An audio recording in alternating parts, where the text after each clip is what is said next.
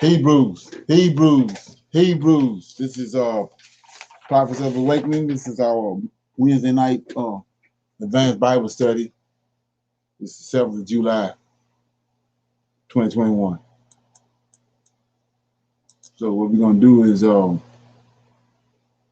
ask everybody to like, share, subscribe, and hit the notification button.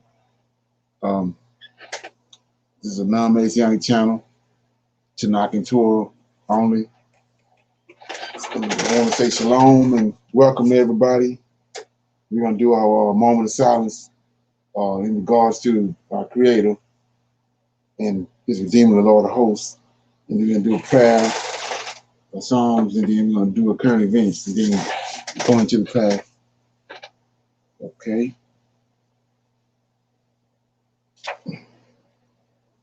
Oh Lord, we come before Thee. Oh Lord, the day that You have given us, we come honoring Thee and worshiping Thee. We come worshiping Thee because of Thy great steadfastness and might. O Lord, You delivered our forefathers out of Egypt and Babylon with a show of great force. O Lord, You foretold that You would deliver us from the hands of our enemies, the Gentiles, just as Your servant Daniel examined the books of Jeremiah and realized that Your coming. Lord, You have opened our eyes to these books that have been hidden from us, and we have discovered that You foretold the prophets that You are coming to deliver us. We are waiting and seeking You, O Lord, at this hour, seeking and waiting for You for Your return. Tarry not, O Lord, stretch forth Thine hands upon our enemies and scatter them. Come from Thy holy habitation and turn back our captivity. Peace be unto You. Okay, we will read a song on the current events.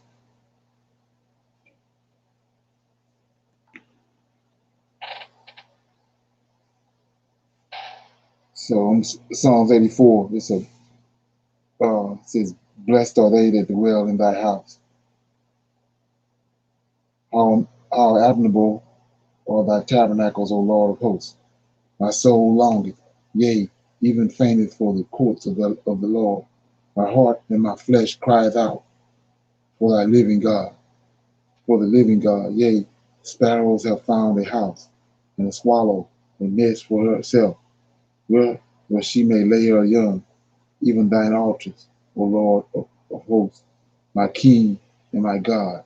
Blessed are they that dwell in Thy house. They will be still praising Thee. Selah.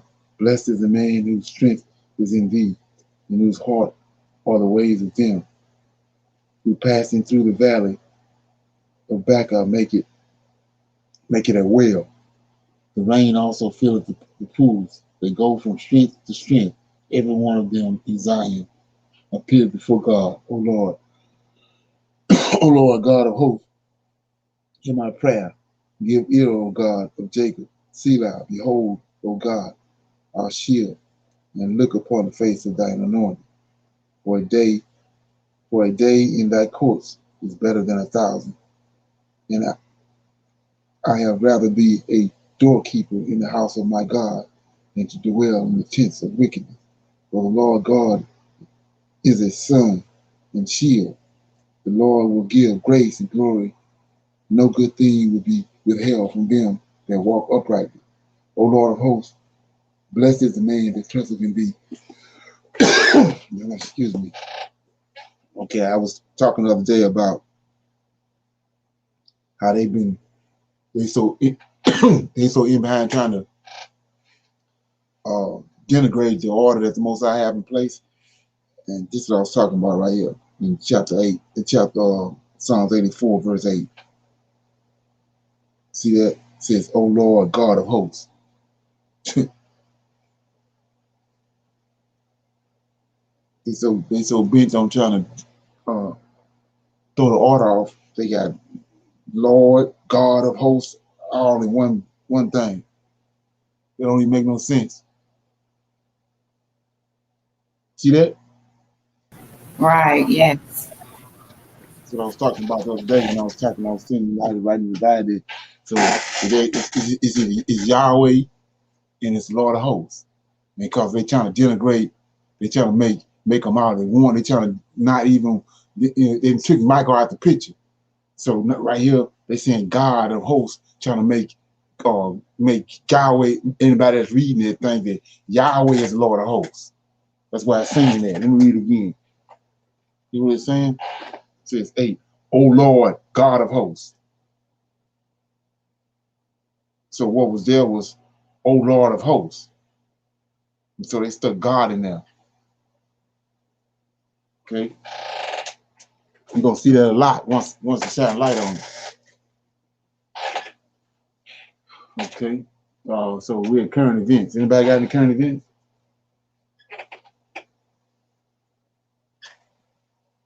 Nobody got nothing? Okay. Yeah.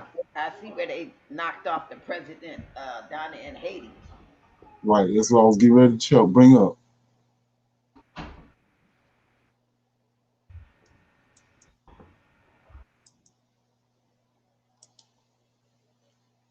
Yeah, they're trying to say some Americans done it. What's that? They're saying Americans done it. They say the guy that turned it in said that he heard, you heard people talking that came in the night and killed him, and they had American accents. Where the country's president is dead this morning, assassinated in what's being described as a middle-of-the-night attack. Jovenel Moise had been in office for 4 years and had been the target of months of protests. Haiti's interim prime minister said Moise's wife was also wounded in the attack. With us on the phone now is Jacqueline Charles. She's the Caribbean correspondent for the Miami Herald and has covered Haiti extensively. Jacqueline, good morning to you. What are you hearing about this assassination? Yes, hi, good morning. So what we're hearing is that it occurred in the middle of the night or the middle of the morning, sometime around 1 a.m., according to the current acting interim prime minister. These are unknown, unidentified assailants that in video circulating identified themselves as DEA agents, or that this was a DEA operation. These were not DEA agents. There was no DEA operation. One high-ranking official told me that these are quote-unquote mercenaries.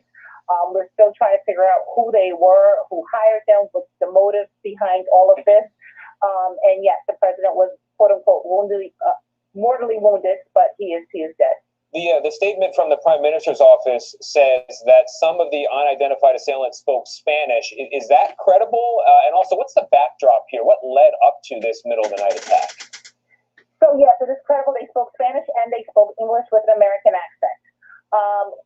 The backdrop, Haiti is a country that has been in chaos now for a while. President Moise has been in office for 4 months. He's been contested almost from the minute that he got into office. Lately, you have a sector of the population and civil society that said they did not recognize him because his presidential term expired February 7th of this year. He said no, he still had another year to go. The United States actually backed him up on that claim.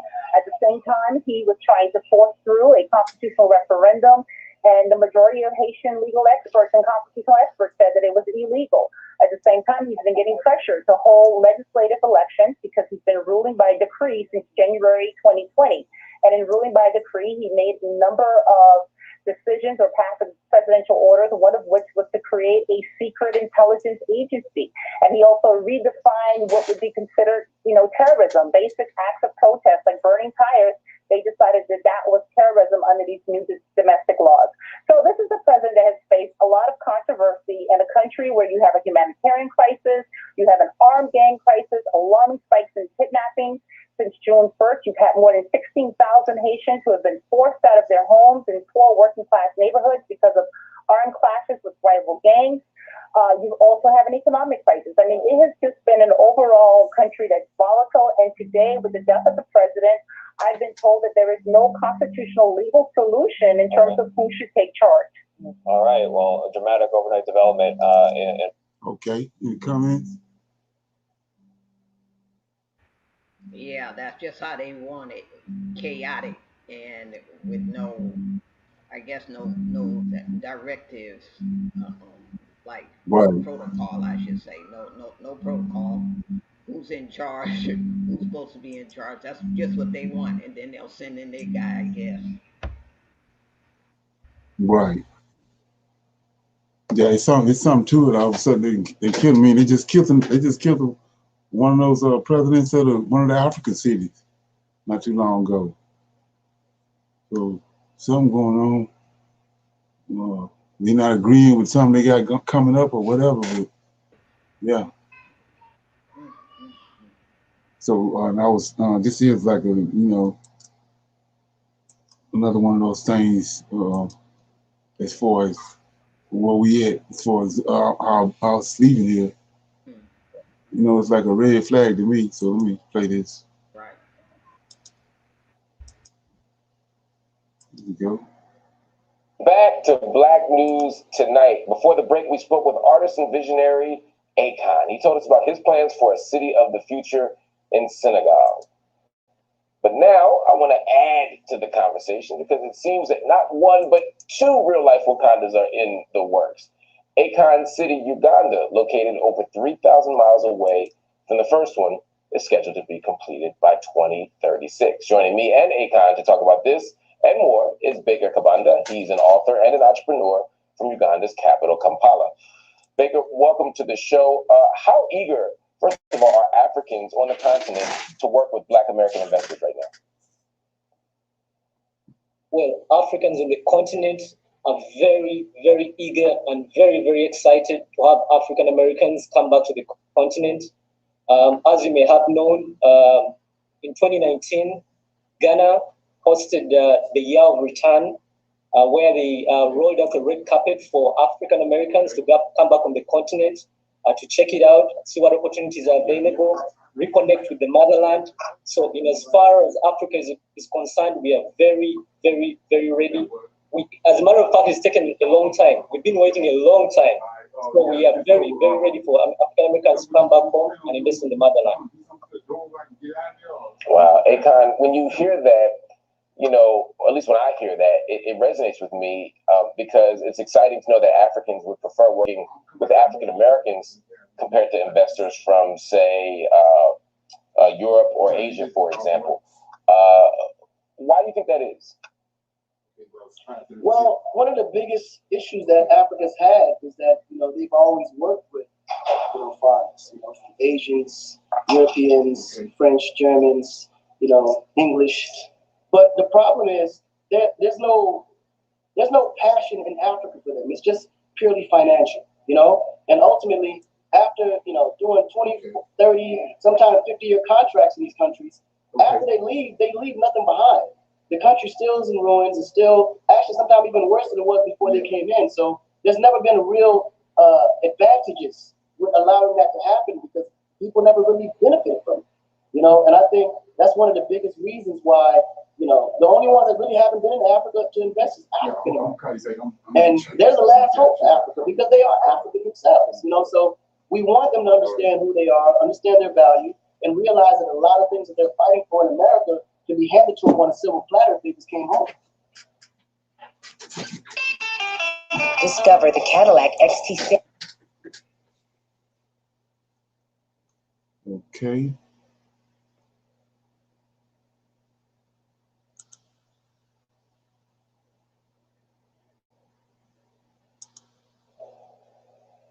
If they just came home. Baker, what kind of infrastructure is set up in countries like Uganda? Because part of the question is, if you come home or if you just invest, are there the mechanisms in place infrastructurally to allow your money to be protected, for your investment to grow and to see some kind of real return, not just in terms of money, but in terms of the actual product? What do you say to that? What kind of infrastructure is there? The infrastructure is in place. Of course, the governments have put in place different bodies to usher in investors. So in terms of protection of people's investments, that is guaranteed. If you look at the people who have invested so far, the Chinese have been hovering all over the continent. They've been in Uganda and elsewhere. They're investing and they're getting a very good return on their investment. The Europeans never left. So clearly there's enough security for capital. In terms of infrastructure for business, if I'm to touch on that subject, Yes, infrastructure to support business is available. However, they still need, there are areas that need a little bit of help. Areas like maybe road infrastructure, for instance. It is a challenge in the African continent.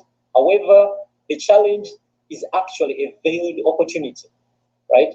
I know for a fact that Benjamin Banneker was one of the people behind the construction of Washington, D.C. So certainly the African Americans have the skill set, have the expertise.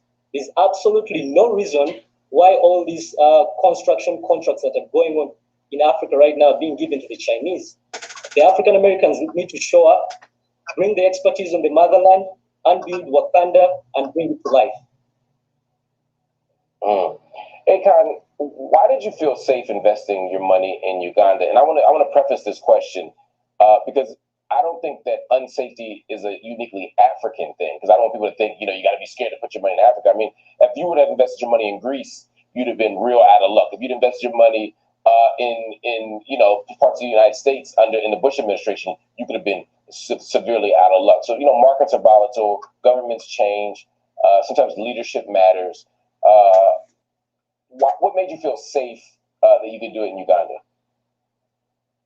Well, honestly, when I first went to Uganda, before I even went there, I looked at all the things that could have been said about Uganda. I thought about all of the rumors that were spread about Uganda. And one thing I realized about African countries is that whenever there's negative propaganda about a specific country, it's only because there's a lot of opportunity there that they're trying to scare people away from coming to.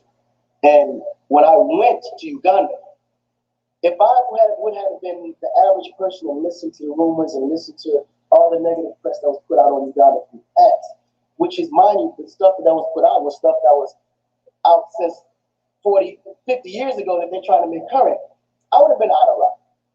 That probably was one of the biggest and best decisions I ever made, was not thinking about what it is, going for myself to realize and see what the opportunities was. Uganda was so beautiful, man. The greenest country I've ever been to. And then on top of that, the opportunity there was just immaculate. And the people there was eager to work. They were super excited to have me. Created the best, motivation for me to want to do more there,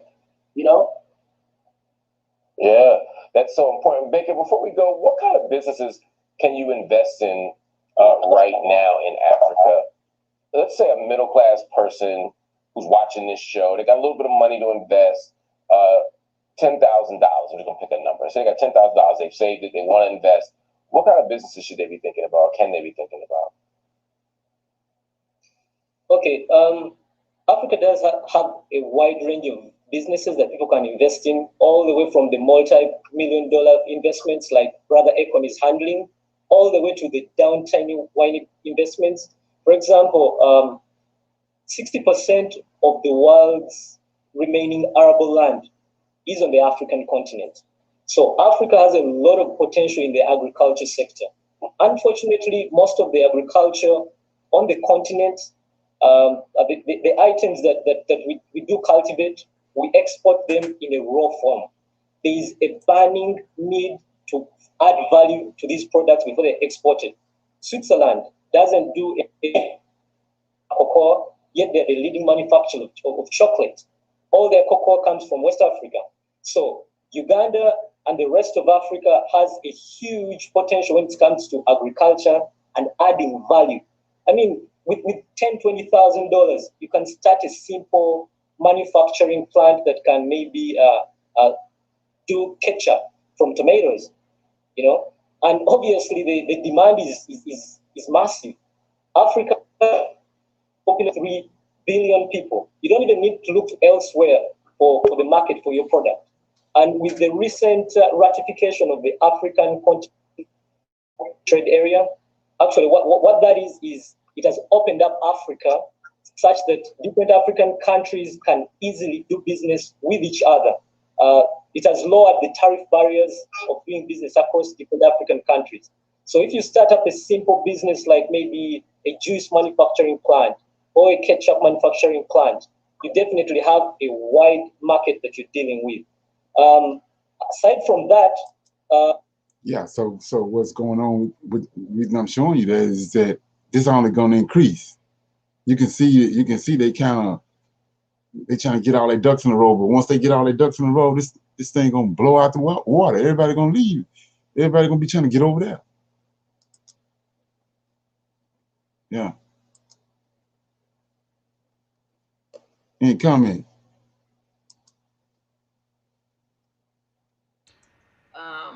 Shalom. I was looking at some on YouTube, and I didn't get a chance to read it because I got distracted by the original reason why I went on there in the first place. But I don't know if you all heard it or not, but there's I don't know how many tons, 32 tons of tramadol. They're transporting, I guess, smuggling, I should say, into Africa. Did you all hear about that? No. Yeah, I'm gonna play it, man. Yeah. Okay. And What you saying? yeah, tramadol. It's a mind altering. It's a mood altering. And I mean, anyway, they were the woman that was I guess they were in an uproar about this smuggling of all this tramadol into Africa. Right. Mm-hmm. Okay. I don't know what that's about, other than like they're saying smuggling illegal drugs.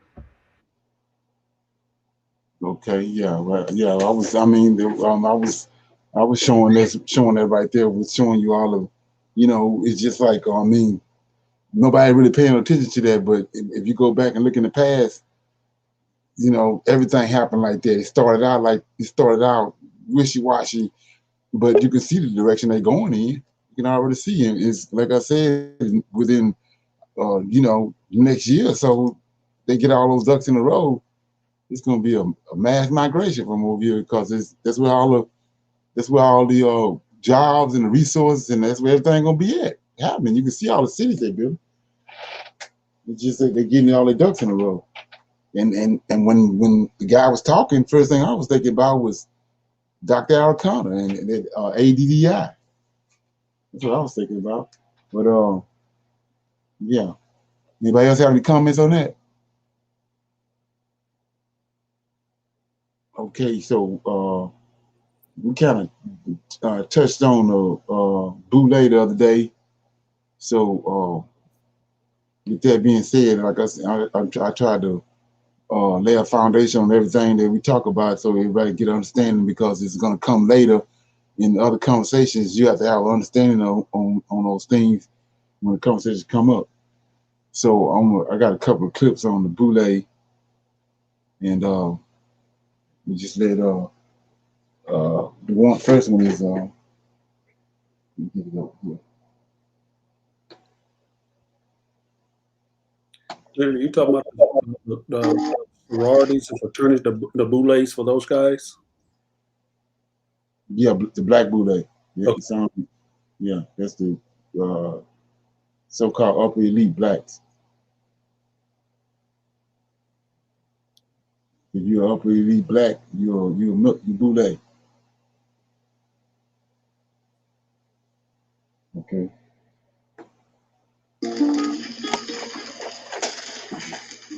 Why are we called Negroes? Why are we deaf, dumb, and blind? Why is everybody making progress, yet we seem to be lagging so far behind?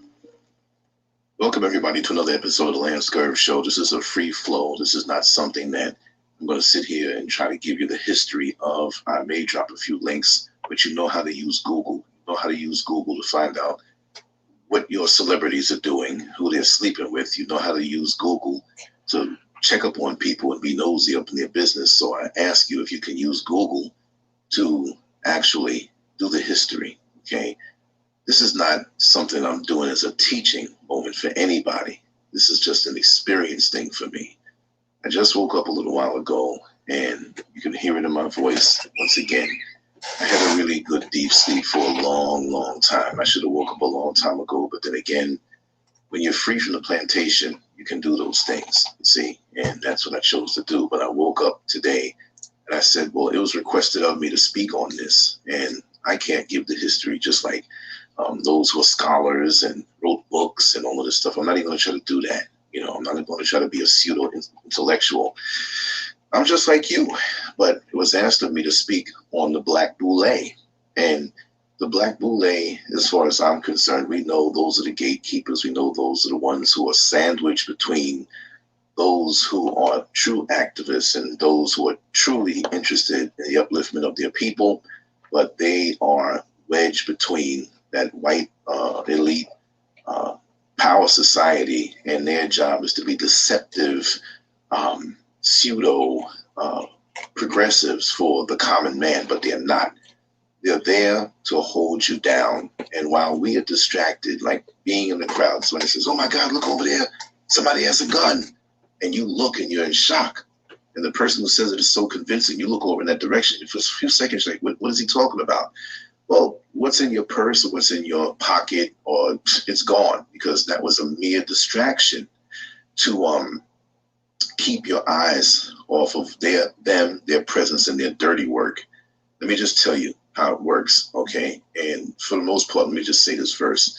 Don't think that you are going to leave America and come to the motherland and be away from these entities, because they are everywhere. They are everywhere. But my thing is that, you know, the only way you can infiltrate a revolutionary person or a person who has a mission. Yeah, that's why it's good to do your research on this Boule, because actually they part of scripture, because they the ones, reason why we in a predicament, reason why we not progressing. They're using them to keep us from progressing. And like I said, what they doing is, like the brother was saying, they chameleons. They coming and saying everything they want you to hear, everything you want to hear, going along with you, but the whole time they there to railroad anything you got going on. But they don't instead of talking like they along with you, but they ain't. And you have to be able to discern that, and that's the reason why, like Dr. Claude Anderson keeps saying, when the Emancipation Proclamation happened, we own 1% of all the wealth in America, and today we still own 1%. We ain't progress none. It's because of these people, these chameleons. But nobody really understands how that operates. But like I say, they're gonna come around and they're gonna say everything you want to hear, whatever you got going on. They already did the research on you before they come up on you. So they're gonna come and they're gonna say everything they know you want to hear, but they there, you know, they done sent them there to wreck whatever you got going on. Like with the movie with Fred Hampton. Yeah, so that's how they go. You have to understand that. And a prime example is they trying to curb, which let you know how ignorant they are. They trying to curb this. There's a prophecy. I told you Deuteronomy, Isaiah 44, 1 through 5, that he was gonna wake us up, and we waking up all over the place. But they trying to curb it. They coming with these churches, these Israelite churches. They trying to backdoor you and get you right back in the church. They're talking Hebrew Israelite jargon, but they still got JC there, still doing the same thing what they've been doing in the church. They got these Israelite churches popping up all over the place. Is to get next to the people who are near them. Well, my strategy says keep everybody away from you. Simple as that. What you gonna do? Infiltrate my thoughts? And when you deal with most people, I'm gonna say it this way: when you suspect or you have no proof that they're not in it, you have to be with me 1,000,000,000% sure that you're not in it. So if I can't be that sure that you're not moving with these groups, you are in it. It's like the dope dealer on the corner who's selling drugs, which is a bad thing. But the truth in what they say, that when you don't know a person that's coming to cop drugs, they are the police. They may not be the police, but to protect yourself, everybody's the police. So to protect myself, everybody's a boule. They're very deceptive. See, that's their job. While we talk about white folks and white supremacy and white this and the Caucasian pink parasite, we already know after all these hundreds of years of dealing with them, what's there. Now, I'm not going to say everybody, but it's not my job to go out and find somebody and say, well, they're not like this. It's not my job. If you're not like that, get down with the work and do what you can do on your side if you care about us. It's not for me to come over to your side and say, oh, yes, please, I want to show the other black people that all white people are not bad. You're wasting your freaking time. It's like the analogy that Muhammad Ali said, there's a million snakes outside of a door, but 1,000 of them were nice. Do you open the door and let the nice ones in? Well, guess what? The others are going to come too. So you slam the door on all of them. And those, you have to understand, this is the way it is, because this is our very life. And one reason why I maintained my independence, the reason why I maintained my sanity, the reason why I maintained creating this legacy independent of all of those who are compromised and who have sold their people out, is because I made a promise and a vow to myself 20 years ago when I got online. I'm going to be myself. I'm not getting mixed up with anybody who has a different agenda on trying to speak the same words that I do. This is what they do. They do the work of white supremacy, white criminality. And they get favorable positions because of this. They get the good jobs, they get the good accolades, and they will do things for the black community symbolically, light stuff. You know what I mean? They're not going to speak against their master. And sometimes they're allowed and told to speak against the master so they can win you over and make you think that they're down with the revolution, that they're down for change. And nothing could be further from the truth. And you think you have an ally right there, but they're going back and reporting, you know, what is Lance doing? How is he making it? How is he so independent for so long? Where is he moving to?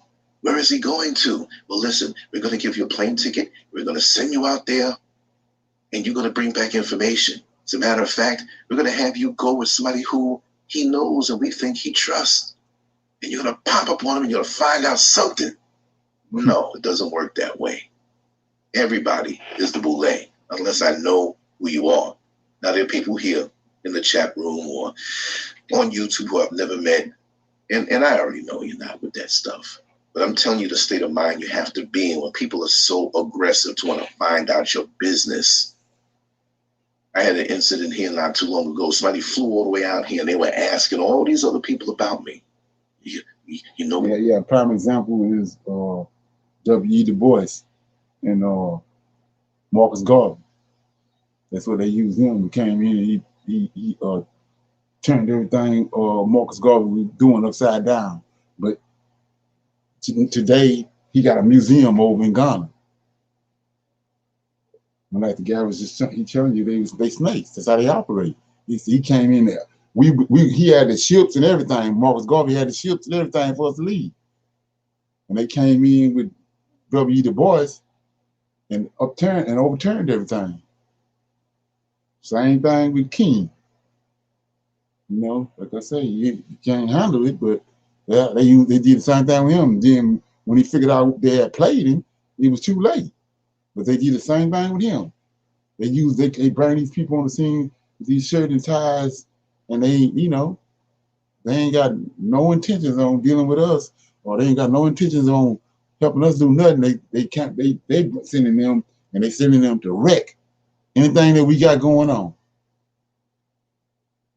So these people right here got to go. When the Most High come, the judgment come, they got to go too. All of them got to go.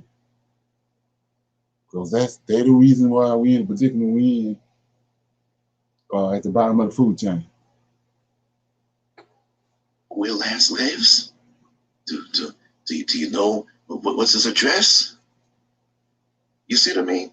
They will even go with people who know of you and set up situations. Come meet me over here, and they pop up on you. Anybody got any comments? Anything? I'm gonna let a little more play. Anybody got any comments so far? Yeah, even some people on the continent is trying to hook up like with the newcomers that had planned on staying, because there was anyway. But yeah, so you do have to be on your P's and Q's, and Right. you have watch and you know when they invite themselves to where you going to try to handle up on some business and you didn't invite them, you have to tell them, well, no, I'm not this time. I'm going with girlfriend over here. Right. Check out, because yeah, I've had that to happen to me. The guy, he just invited himself into what she and I was getting ready to go. She said he going. I said and so she said, well, you better let him know. And I did. I had to let him know. Hey, no, she and I gonna handle this. We go with somebody else. So yeah. Right. Okay. Yeah. I'm gonna let a little more play.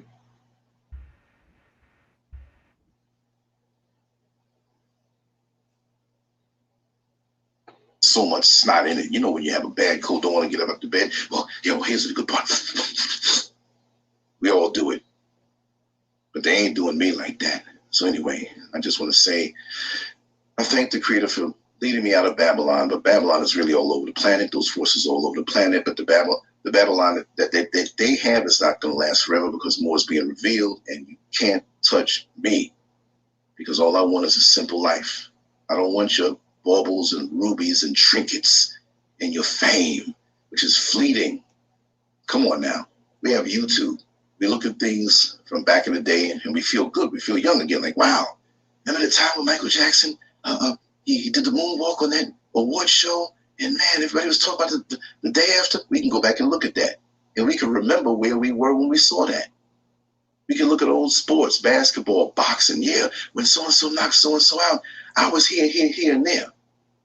And we get back into that mindset so much we forget that this is 2021. And what is the world now and what is happening now as opposed to back then? And it takes your mind off of the passage of time because you can relive your youth mentally at the push of a button. That's by design.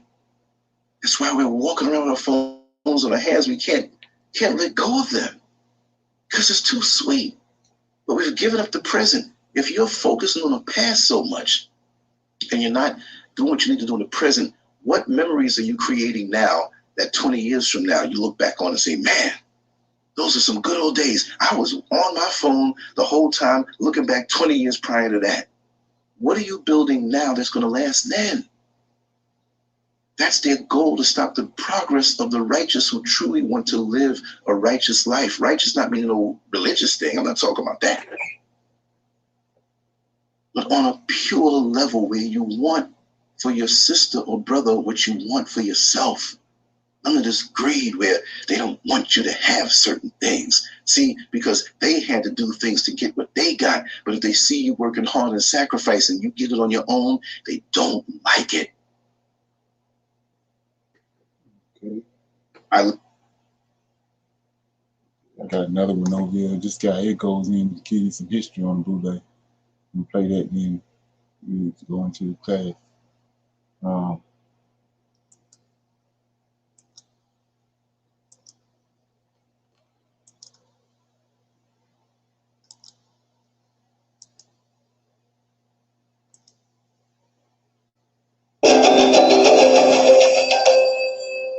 Many people have asked me to talk about the origins of the Boule. Why would you use the term Boule, Black Boule? Why y'all saying that? And why a lot of y'all who's making content is against them? Who are they? How did they get started? Why are they a problem to the Black community? The Black Boule and why they have been a problem, we're going to go through some things. So the Black Boule itself, and we put this up on the screen here, it was started in 1904. Now, the first Black Greek secret society was formed in Philadelphia by Dr. Henry Minton and his 5 colleagues, okay? Now, you see them on the screen. The Boule is an acronym for Sigma Pi Phi, and it was formed to bring together a select group of educated Black men and women. So what you see on that, what you see on that stand out? They could be passing. They what? They could pass for Caucasian. Right. They mix. Exactly. Women fashioned after Yale's Skull and Bones, right? Now, the Skull and Bones is another secret society. Many of you know about that. Now, the Boule historically takes pride in providing leadership and service to Black Americans during the. So like I said on the slave ship, we under the curses. Deuteronomy 28. So we're not in a position to be sleeping with no white women. So we know their fathers was white. Because at the time when he talking about the African, the black man wasn't in no position to be sleeping, they kill him if he was with a white woman. So if you got these mulattoes or whatever you want to call these people, that means they came about by the white man fathered them. So and the reason I'm saying that because the Most High following the bloodline through the male. That's how you get your nationality, through the male. So wasn't no white men sleeping with no black women, wasn't no black men sleeping with no white women then. So if you got them guys right there, father was white. So I mean they're not Israelites. That's why it says all Israel ain't Israel. And that in itself is the reason why we're in the predicament we in. The Great Depression, World War I and II, and the Civil Rights Movement. So many people say, what could the Boule offer America's blacks in the 21st century? So joining the exclusive secret society offered advancement and perks to the select blacks in return for loyalty to its objectives. Now, they believe in the talented 10th. Now, any of you know about the talented 10th, that belief is the best and brightest of Black America, which is 10%, should be running to 90%. It's a very elitist mindset. It's wrong. Just because you went to a school don't mean you're smart. Because in this day and time, a master's degree don't guarantee you a job. You got a lot of debt. And if you're not smart with the right degree, you're going to have a piece of paper, debt, and it's still going to be broke, right? Right. But this is the process. So they say, while the majority of ordinary blacks were disenfranchised, the Boule members, they were doing good. This is historically, okay? Understand that. Boule members live a good life in America. They benefit off the system of racism and white supremacy. Why? Because they father white. They're getting perks. And they benefit off of your oppression and my oppression. They benefit from that. Understand? All these ones, Jack and Jill and the Lynx and all these little societies like that, they all tied in. Understand that. Notice that all the ones, they all know each other. They hang with each other. They don't like other black people in. See, the problem that the Boule have with people like us and Tariq and Yvette and Tone and Jason Black and Professor Black Truth and anybody else that's speaking out right now against this is that we're not part of the Boule. We're not part of the class, and they look at us as a threat to destroy them because right now they don't really have much use anymore because with the talented 10th mentality, it says you must control the 90%, and they lost control of the 90%. This is why you have Roland Martin, and I got to mention him because he is a Boule member. He told me out his own mouth on Twitter that he's part of the Boule. That's why you see him wearing all this African garb all the time. Right. He's trying to convince you he's black, but we're going to get to that part later, why they do that, okay? So they said that the Archons, which is the male Boule members, and their wives, with 112 chapters, make up the wealthiest group of black men and women on the planet.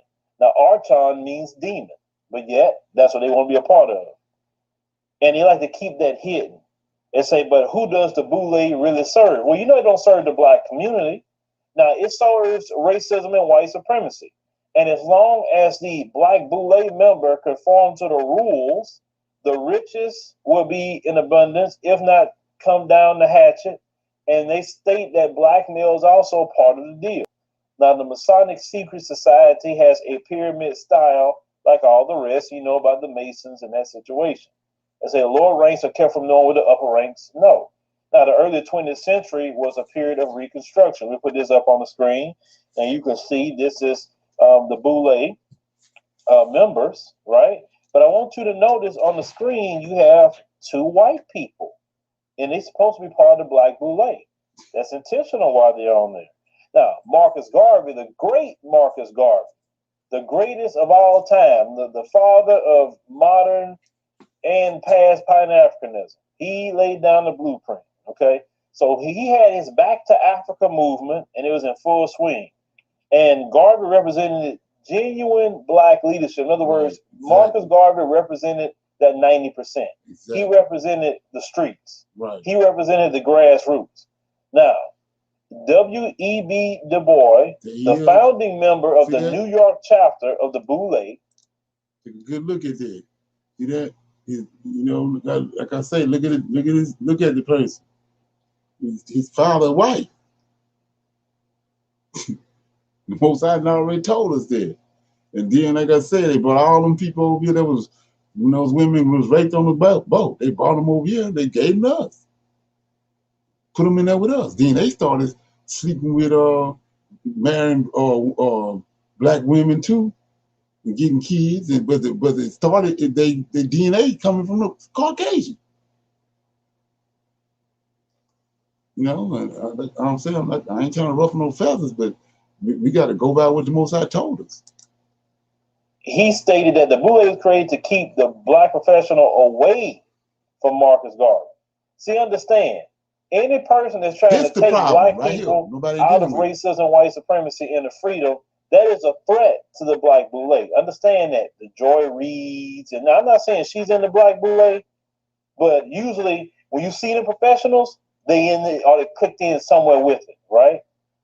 Now, they said the remaking of the House Negro was necessary to institute a group of Blacks who had a vested interest in protecting the elite white system. And it says shortly after founding of the Boule was also Marcus Garvey's time of Back to Africa movement, when it reached 1 million+ people without television or radio. Do you understand how significant and how popular Marcus Garvey was at that time period? He had no TV, no radio, and yet he was popular. He had no Twitter, no Facebook, no Instagram, no YouTube, no nothing. No. Right. Everybody was ready to go. So they curved it. Now it's back again. But this time they want us to leave. Messenger, anything, and yet he was that popular.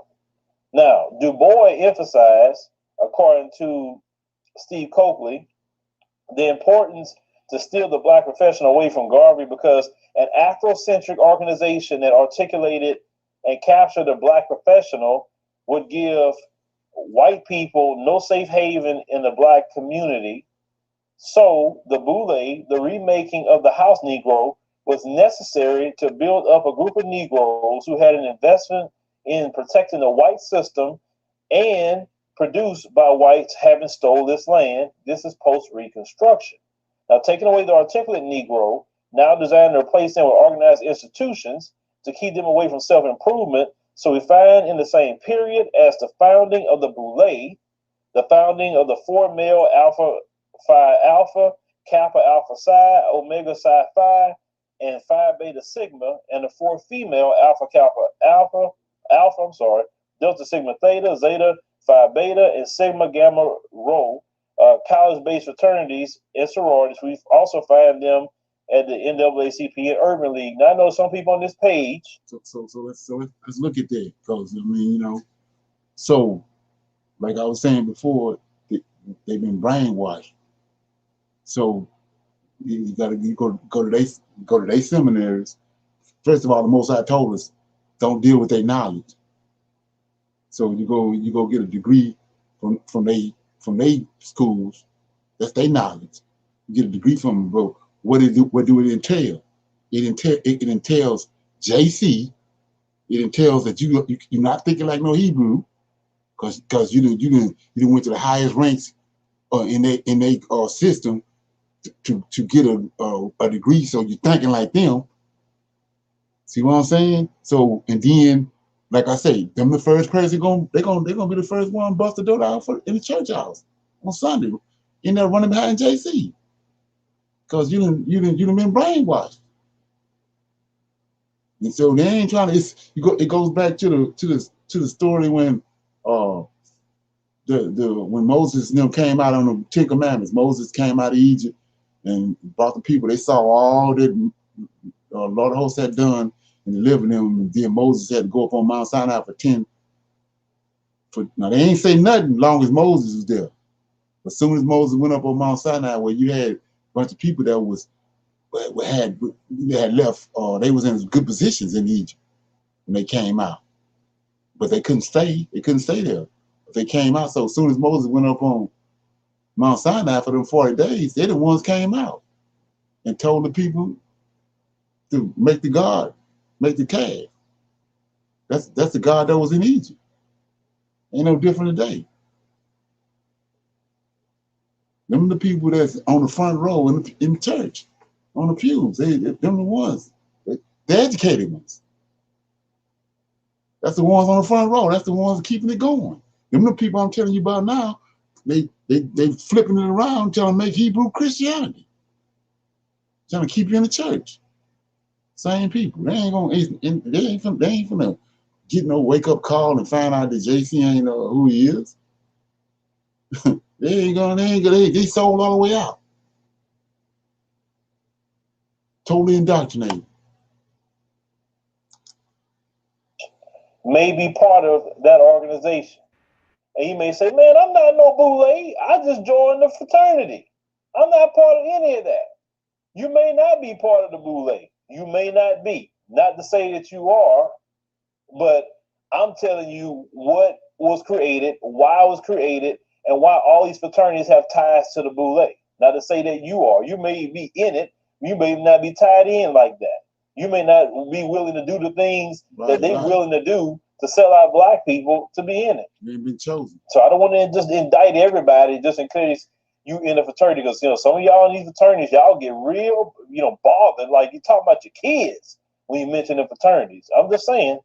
So they say now Du Bois is one of the strongest opponents of Marcus Garvey, and he was an instrumental tool in stopping one of the strongest grassroots movements in the century. What was Garvey's plan, right? We all know this. His plan was to take as many Africans from America and start a settlement in the nation of Liberia, and then help the new nation produce and control their own rubber crops and other industries in natural resources, okay? So Marcus Garvey, he stated that if the oil of Africa is good for Rockefeller's interests, if iron is good for Carnegie Trust, then these minerals are good for us. Why should we allow Wall Street and the capitalist group of America and other countries exploit our country when they refuse to give us a fair chance in the countries of our adoption? That's the same thing I talk about today. Right. Is that you got China in Africa, United States won't get out, Russia want to be in there, everybody want to be in Africa, getting all the resources. Well, what about Black Americans? Why aren't we there even making any kind of business? I've talked about this so many times. Marcus Garvey continues to say, why should not Africa give to the world its Black Rockefeller, Rothschild, and Henry Ford? He's right. Marcus Garvey understood that we cannot be a people without any kind of power. Wealth brings power, and the wealth is in Africa. Here, you're going to be sabotaged. Look at all the Black men that get money. What happens to them in the end a lot of times? It don't end well. Didn't Eddie Griffin say on Vlad TV that they always got to have an asterisk by your name? Because they either got to dirt you up or destroy you on any little thing. That's why when you Black men get certain amounts of money, you need to already have your escape plan out of this country, because eventually they may come for you, and when you even get wind of it, you can say, man, I'm out. I'm not going to put up with these people. Now, they said the two house Negroes made a bet that whites would come out on top and give a certain percentage of these greedy Negroes named Boule members the wealth they stole from Africa, right? So they say what's deep is that they didn't believe in African self-reliance and preferred to have whites give them table scraps instead of making the whole pie. Now, you have to understand the Boule represents the weakest element of Black people. That's right. Understand that. Right. They are the Stephen of Django Unchained. You understand? Exactly. That's them. They will protect the master. They will do everything they can. They'll fight with other Black people and also deceive other Black people. Right. Now, as Steve Coakley put it, he said it took a certain type of, well, he said N-word, to form an organization like this. He said, I mean, we just got our, you know what, kicked during Reconstruction. Africa was divided before our very eyes with the Berlin Conference. Most of you who know about that. And he said, and this was 50 years before Rosa Parks. And I said, the question is, why were these black devils like this? That's what he said. He said, the answer may lie in the fact that the Boule is a Greek organization. And I said that on Twitter. They got mad at me. I said, why you got black people joining the Greek organizations? You can't make an African organization or even a black American organization? Because Greek, that's, you know, for white folks. What's up with that? Oh, they say, oh, he's super woke. Oh, boy, they was mad at me when I made that comment on Twitter. So, continue to say it was about selling out brothers and sisters for power and money. Yes, that's what the Boule is about. They do not want to see us come up. See, all this talk about ADOS and black folks breaking away from the Democratic Party. Oh, no, that's bothering the Boule because they are the house Negroes, every last one of them. Now I say, right. So if you want to watch that, you know, just right here, this 30 some minutes. It's Origins of the Boule, and it's on African Sport Channel. What's this brother name, man? That's Phil Scott off of the Advice Show. He got something like a million subscribers. Where you look him up at? Yeah, YouTube. Just go to YouTube and type in Advice Show. Advice? Yeah, the Advice Show. ADVISE. Okay. You know he's married to a heathen. Yeah. That's interesting. Yeah, it is. This guy here? Yeah. Yeah. White woman. I caught that. Okay. Yeah. Did she wear the bouffant? Yeah, she kind of, I think he's Mexican, or what they call that, Tex-Mex. I think that's Filipino. Okay. The one I seen. Right. Yeah, so I want to show you something like quick. I'm showing you how you know people are thinking that you know, we waking up, and some people can't understand how some people is not waking up, and you know they saying, you know, why they not getting it and all that, right? So check this out. Hey Leonard, this also sounds like Robert Lynch letters times 2. Oh yeah, right. It all play, that all factor into it too. That seems like that's the blueprint of it all right there. Right. And then they just added technology on to it. So let me get this right quick.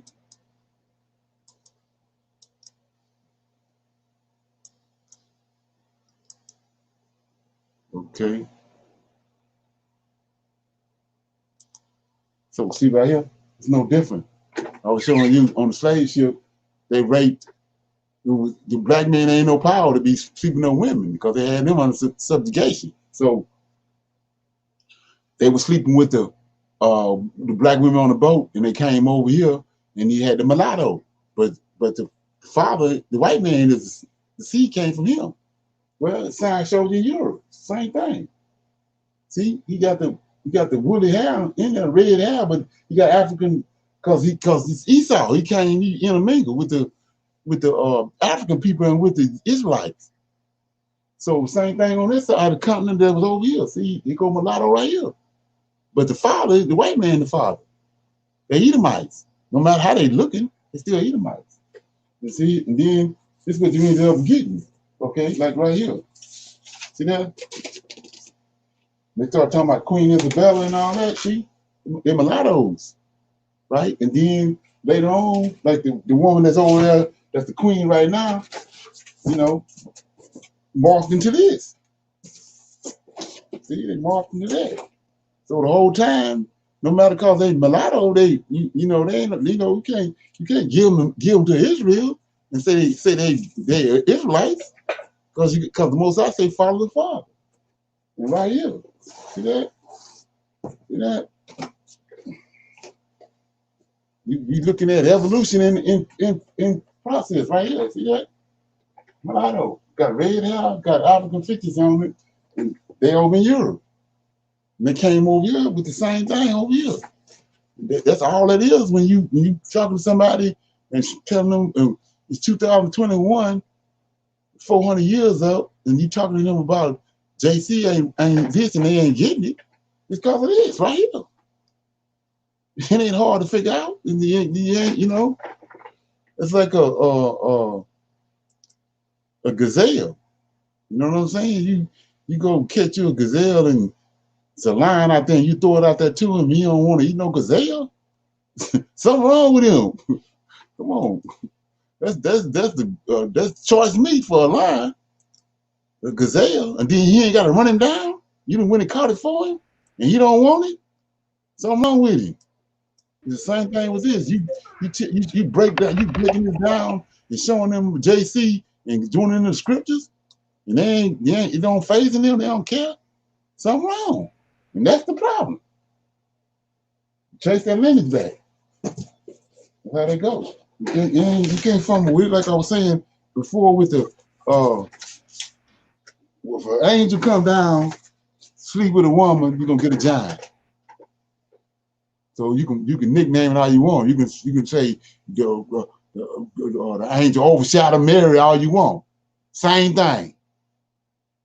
So if an angel overshadowed Mary, then you got a giant. Right. So they can nickname it all you want.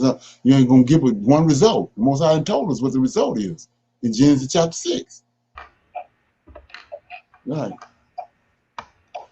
So anybody, I'm opening up for some comments or questions anywhere before we get started. Anybody got any questions or comments they want to deal with? Yes. Okay. Peace and power, family. I have a question about David and Bathsheba. Okay. You had said that Bathsheba was a giant. No, because David could see her from the rooftop. No, I didn't say. No, I didn't say that. They was on top of the. They have houses. The way they build it, like houses was. They got a how we have a porch on our house. They got a so-called porch on top of their house because they always worshiping God. So that's how they built their houses. So everybody had these like patios on top of their house, and then they had a bath up there. So Bathsheba was up on her house taking a bath, and David was up on his house, and he saw her over there naked taking a bath. Okay, so she was just married to a giant. She wasn't a giant? Yeah, she was married to Uriah. Right, the giant. He descended from the giant, yeah. He had Nephilim genes in him, right. Okay, because I was going to say, because that's probably why the baby died then. No, the baby was for David. David had went over there, went and sent his men to go get her and brought her to his house. And David slept with her. And then she conceived when in that encounter. So David had to try to cover his tracks. That's why he went and had Uriah to come off of the battlefield and told him to come back to Israel, and he wanted him to go and lay with his wife. But Uriah wouldn't go in the house. Right. Okay. Right. Gotcha. So, right. Yeah. Okay. So that's what that was. Okay, and I have a question. Do you know if there are any scriptures about the Urim and the Thummim and the ephod besides the KJV? Google it. Oh, okay, I did. I didn't see anything else like in Jasher or Enoch. I was just wondering if it was if anybody. I got something on it. I got to dig it up. I got so many books. I got to dig it up because I had back in the day. I Googled it and what I do is when I do that, I always get a copy of the paperwork and I put it in a folder, keep it, so I can go back. So yeah, I got it. It's a lot of places in the Bible too. Right. Yeah, I was reading up on all of the scriptures, and these I don't know if they're crystals the Urim and the Thummim, because they said that the Urim was supposed to be like when the priest would ask questions, it would give them a yes or no answer, and the Urim was supposed to be positive, and I think the Thummim negative.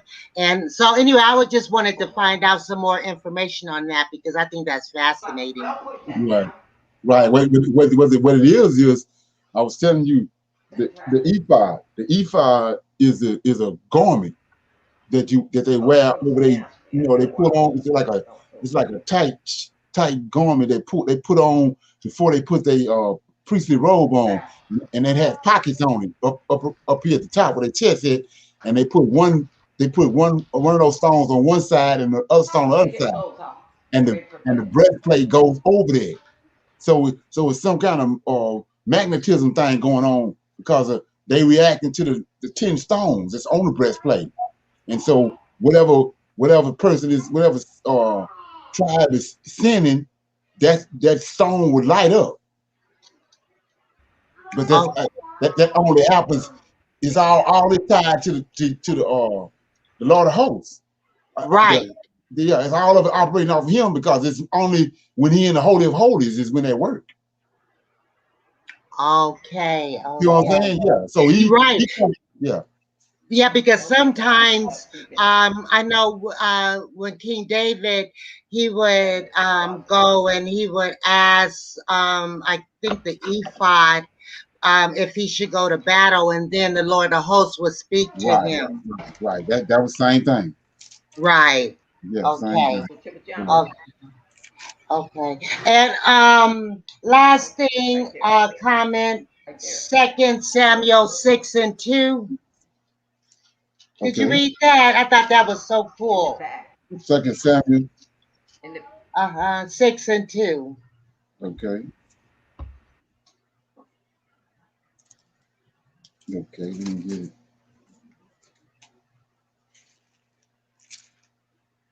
He says, and David arose and went with his people that were with him from Baale of Judah to bring up from thence the ark of God, whose name is called by the name of the Lord of hosts, that dwelleth between the cherub. Bang. Right there. It's been there all the time. Right. That's what we're talking about. So like I was saying before, they got us thinking that Day of Atonement, when they think that's Yahweh that's coming down in between the cherub. That's what I was saying, but that's what I was showing you a while ago when they done flipped it around talking about the Lord God of hosts. Ain't no such thing. So they trying to make you think it's one. So it tells you right here in the verse you just brought out. And David arose, went with all his people that were with him from Baale from Judah, to bring up thence the ark of God, whose name is called by the name of the Lord of hosts. See that? That's Michael, right? That dwelleth between the cherub. That's Michael. That dwelleth between the cherub, not Yahweh. That's Michael, right? Right. So all this ark, this Urim and Thummim, all is tied to him. That's why it's saying this over here in Zechariah. I keep going to this verse, Zechariah chapter 4. Chapter 4, verse 14. Zechariah 4:14. The two anointed ones, that's the high priest and the king. They have to go in the Holy of Holies once a year. And it says, 4:13, and he answered me and said, knowest thou not what these be? And I said, no, my Lord. Then said he, these are the two anointed ones. That's the high priest and the king that stand before the Lord of hosts, of the whole earth. And go back to the verse you just said, 2 Samuel, to tell you who it is they standing before. The Lord of hosts. That's in the Holy of Holies, that's in between the two cherubim. And the high priest and the king standing there in front of him. Wow. Right. That's what I'm in the same book, 2 Samuel chapter 7. 2 Samuel chapter 7. in verse let me see, 2 Samuel chapter 7. No, I mean 2 Kings, man. What I'm doing? 2 Samuel chapter 7. Okay, verse 17. See verse 17? Yeah. So it says, Nathan had told David, that's what the Lord of hosts told him to tell him about it. He got a contract, a covenant with him, being 17. And according to all these words, and according to all this vision, so did Nathan speak unto David. Now, 18. Then went King David in and sat before the Lord. Where he went? Into the Holy of Holies. See that? Then King David went in and sat before the Lord and said, who am I? He went in there. In the Holy of Holies, where he at? Between the cherubim. This was in a tent? No, this in the temple. He had the temple then. Okay. No, I mean the tent. The tent. Okay. Solomon hadn't built the temple yet. Okay. So David went in. David went in where he was at, into the Holy of Holies, and Lord of Hosts is in there. Yeah. Thank you. I had one more verse. I wanted to just, for people that, it's in Micah. Let me get it. Micah. So it says, I'm thinking it's where it's at.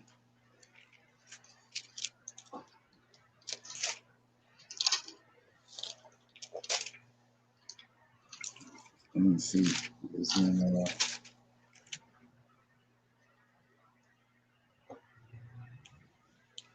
Zephaniah. Is it Micah? No, it's not in Micah. I'm seeing. We'll look at one more place. I'll find it later if it ain't there. I thought it was in Micah, but it may be in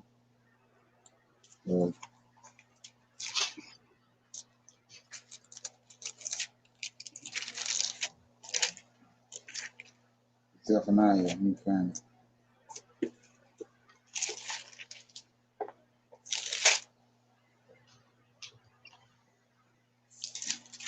No, so what I was looking for is it says that in the latter days, Israel going to abide for many days without a king and without a high priest and without a Urim. Hosea. Huh? Isn't that in Hosea? That's Hosea? Uh-huh. Let me see. I was just in Hosea. I didn't see it. Must be chapter 14. 3.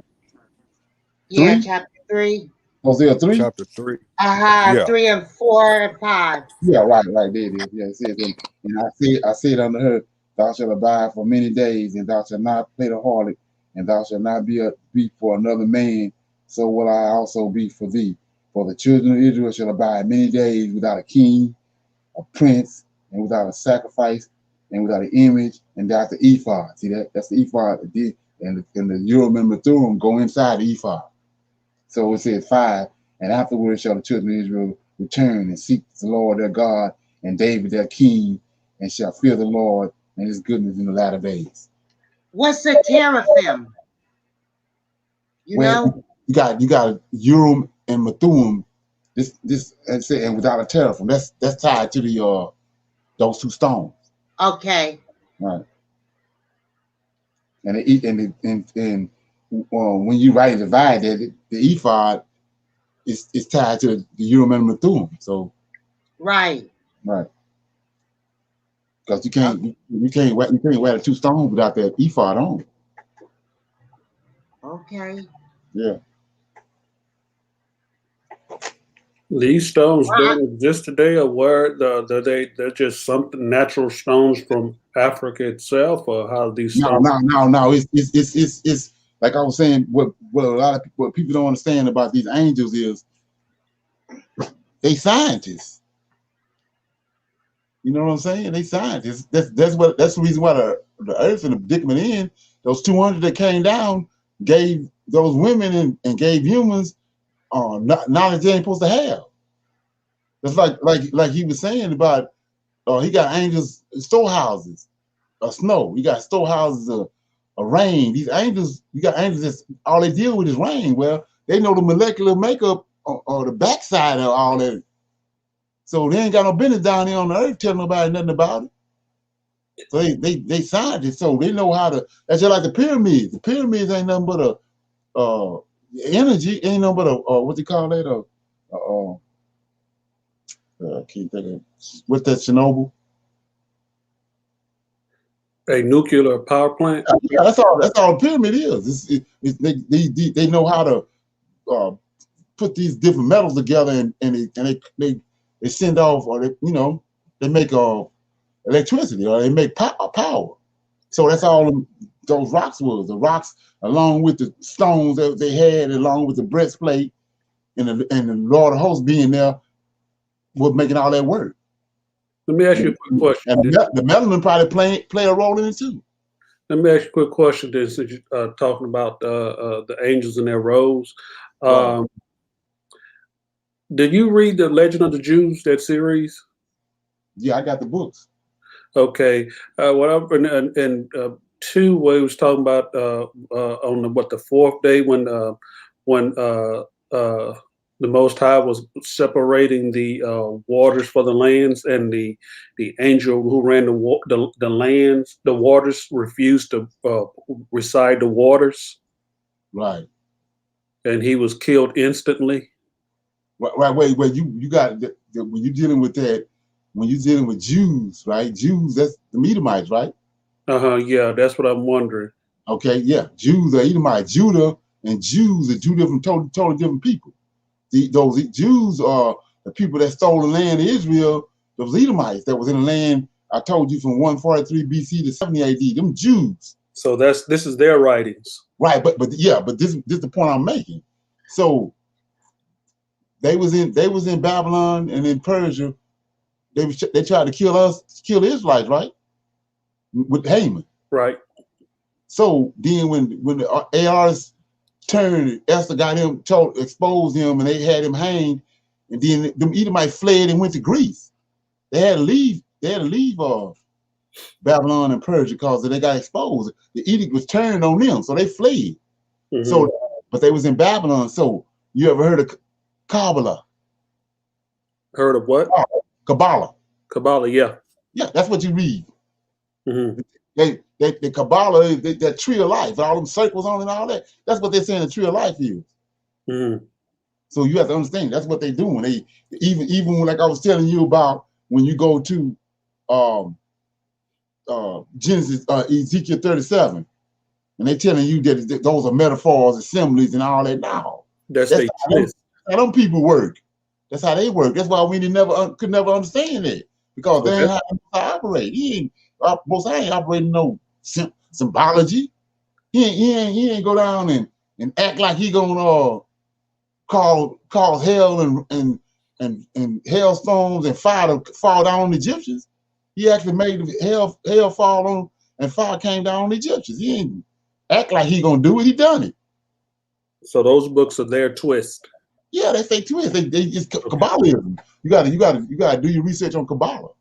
Okay. And Kabbalah, excuse me. Are you saying those books should be discredited? Because I've been following those books.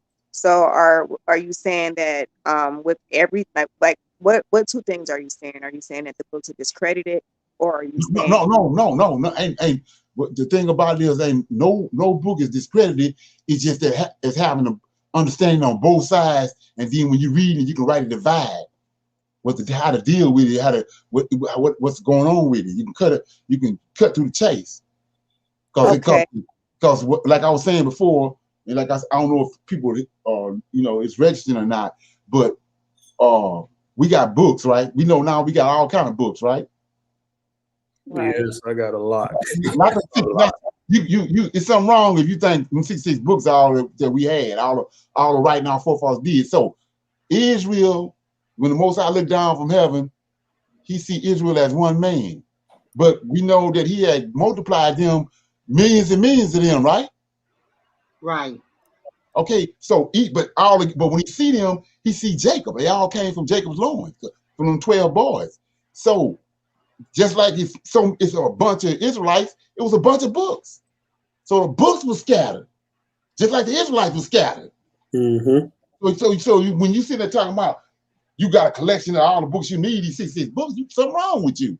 There's books all over the place, and they got verses, 3 or 4 verses they then took from out our book and stuck into another book to make that book legitimate. So, but you have to be the digital research and read, and so you can discern when you see something that come from Israel. Okay, so Brother Kenneth, what was your point that you was trying to make with the Most High go ahead and destroying those angels that weren't being obedient to him on the fourth day?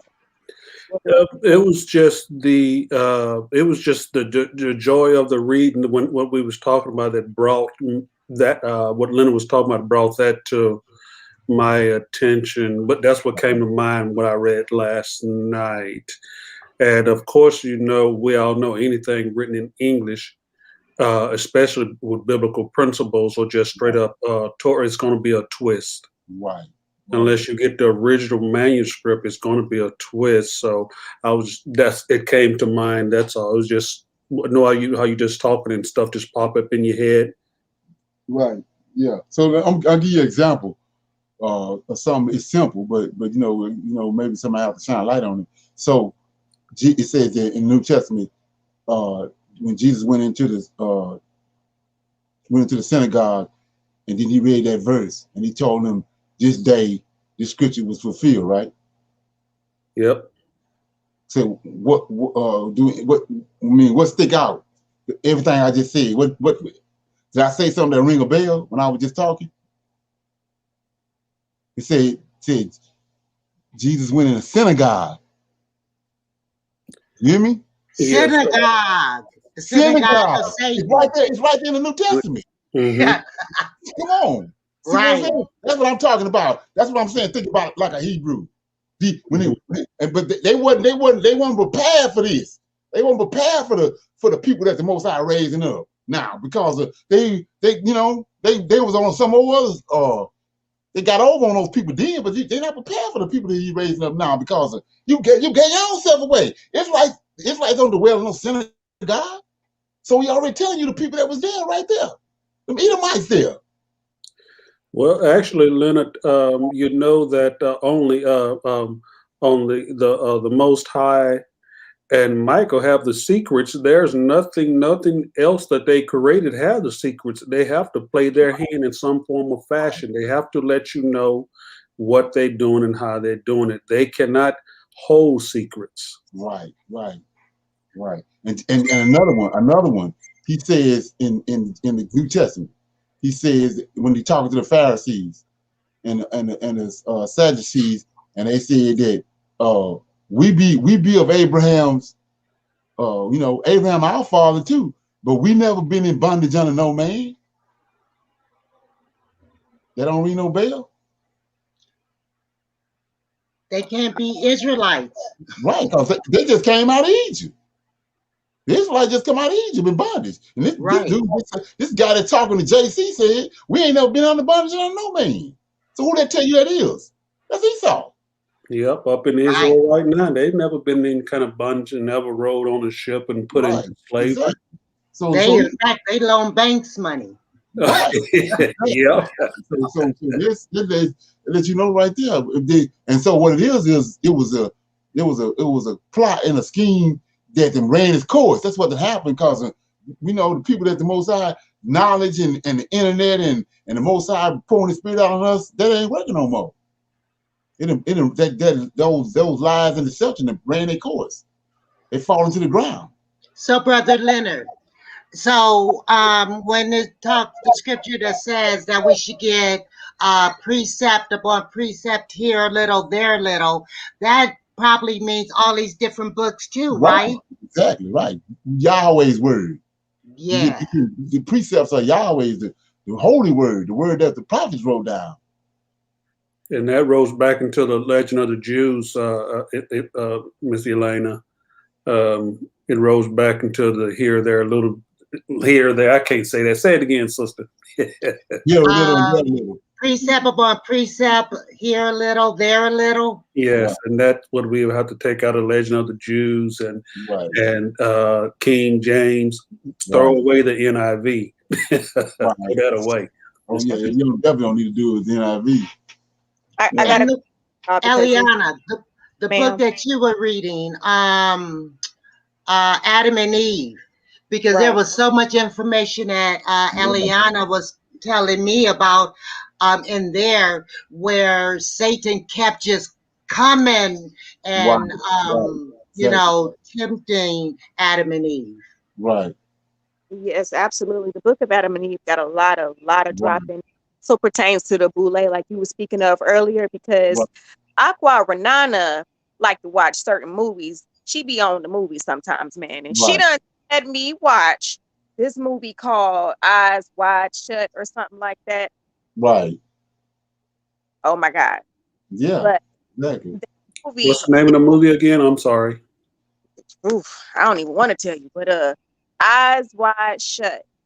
And if you read the book of Adam and Eve, everything literally is just gonna start clicking. The separation between the lineages, because everything they was doing in that movie pertaining to the boule and Right. between the Illuminati and all these secret societies is exactly what the Lion King was doing. They was just having these nasty orgies with one another, not being able to between who. And the whole time I'm watching the movie, I'm like, look at Cain. You know what I'm saying? Because Right. really, Exactly. it also teaches you, like when you go precept upon precept, here a little, there a little, that you realize the damage that was done to our people and how we literally took on the ways of the heathen. Like when you think about going to the club or to a bar, you literally think, like, for the average person, like, oh, this is a place for a little music, give me a little drink. No, that place is sorcery.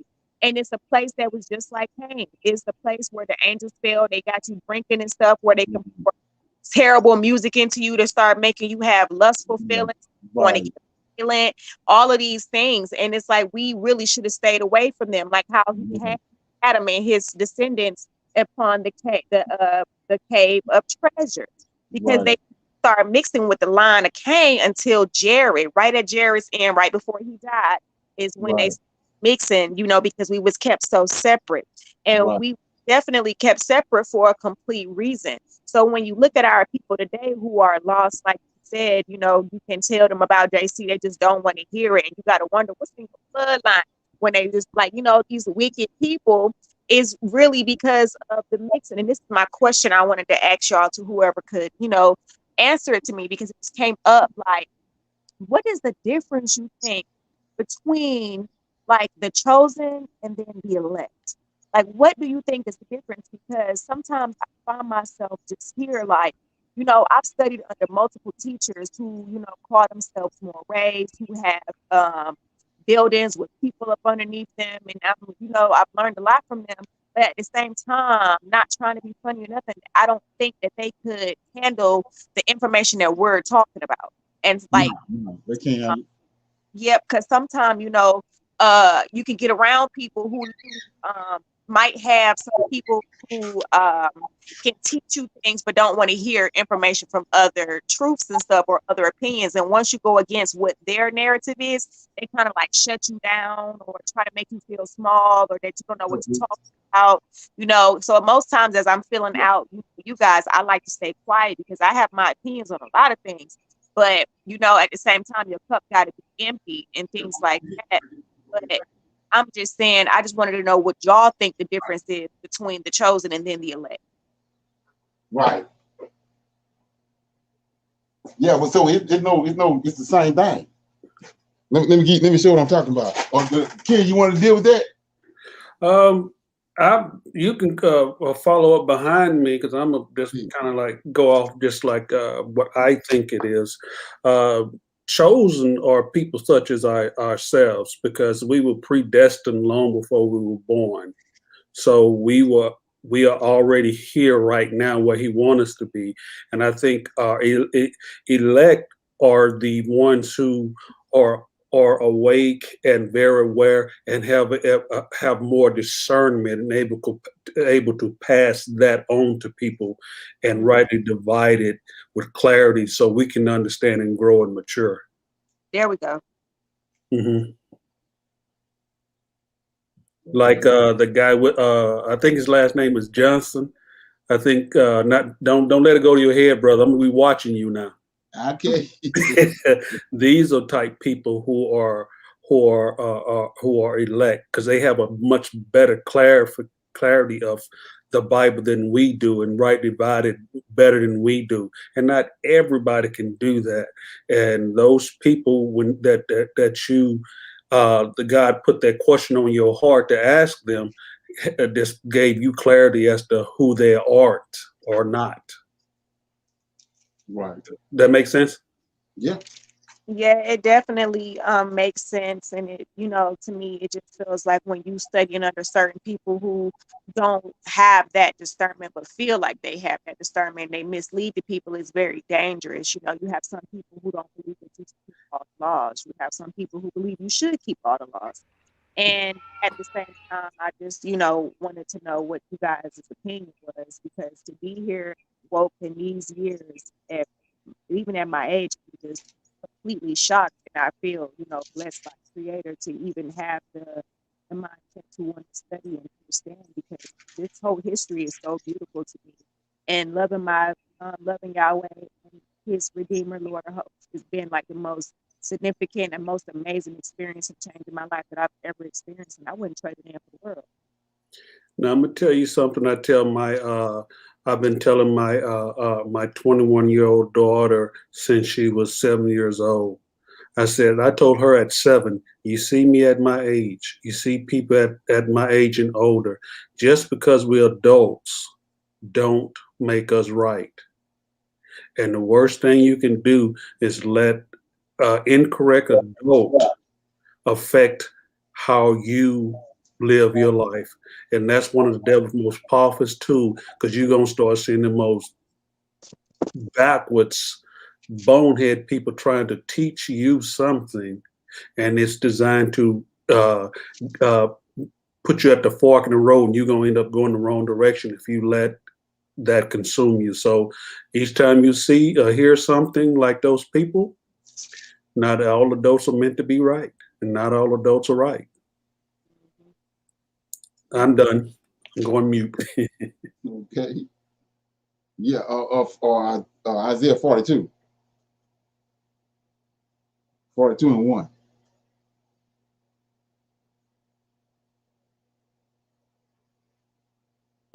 Okay. Behold, my servant whom I have upheld, my elect. See that? Mine elect, in whom my soul delighted. I have put my spirit upon him. He shall bring forth judgment unto the Gentiles. Right? So then 40. It's all the same people. So 43 and 1. But now, thus says the Lord God, the Lord that created thee, O Jacob, and he that formed thee, O Israel. Fear not, for I have redeemed thee. I have called thee by thy name, thou art mine. So, elect, redeemed, chosen, thou art mine, all the same thing. So here go the other one. 44 and 1. Yet here, O Jacob, Jacob, mine, elect, redeemed, all the same thing. Yet now here, O Jacob, my servant, and Israel, whom I have chosen. It's all the same thing. Israel. That's what they don't want us to know. I have a printout that's about a little half a inch thick of in the Bible where the Most High has all the time said his elect, his people, where he claimed there's actually, and if I had an email for someone, I would send it to you guys so you can just see all the scriptures that answers who the elect are and who these people are. So if anybody's interested in it, I can give you guys my email address so you can let me know if you're interested, and I can scan it and send it in. But it's something that just builds your spirit up. Okay. I want it. Okay. Let me hit this right here. Somebody saying something over here. It says, I think it goes even deeper, and it's tribal. The Levites were a priesthood. They had the sacred knowledge. Okay, yeah, I can go for that. And so then this other guy says, Andre says there's a traditional teaching and the mindset in the Hebrew community they prevent seeking the truth. Okay. Yeah, that go back to spirit. That's like what we just talking about the boule. They're gonna guide you away from the truth. When you start trying to deal with the truth, they're gonna guide you away from it.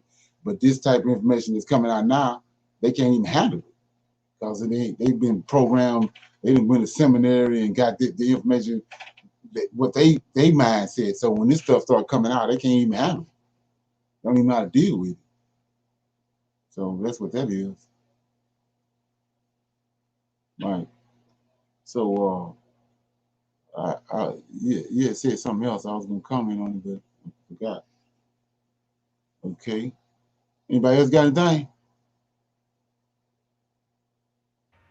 Yes, I have a I'm question. putting my email address in the chat if that's not too. Is that okay? Yeah, that's good. All right. Well, okay, like like we meet people who like was already speaking this kind of knowledge back in the early 90s, and they had pictures of the different prophets like Moses. They have pictures of David, um, and I asked, where did you get these pictures from? Because they're not like photos. They were pictures. They were like drawings. And he said one of the guys that they knew was a prophet, and he asked the Lord to show him what these people look like. And I mean, they I guess they fit right in with the pictures that we see today. I don't know where the people, maybe it's the same thing for other folks where they're getting that same information, the same knowledge, and can like draw what the Most High give them or the Lord of Hosts give them to see. But I thought that was interesting because a lot of the things that's being spoken today is the same things they were speaking back then, and I was just thinking what a wealth of knowledge they possess.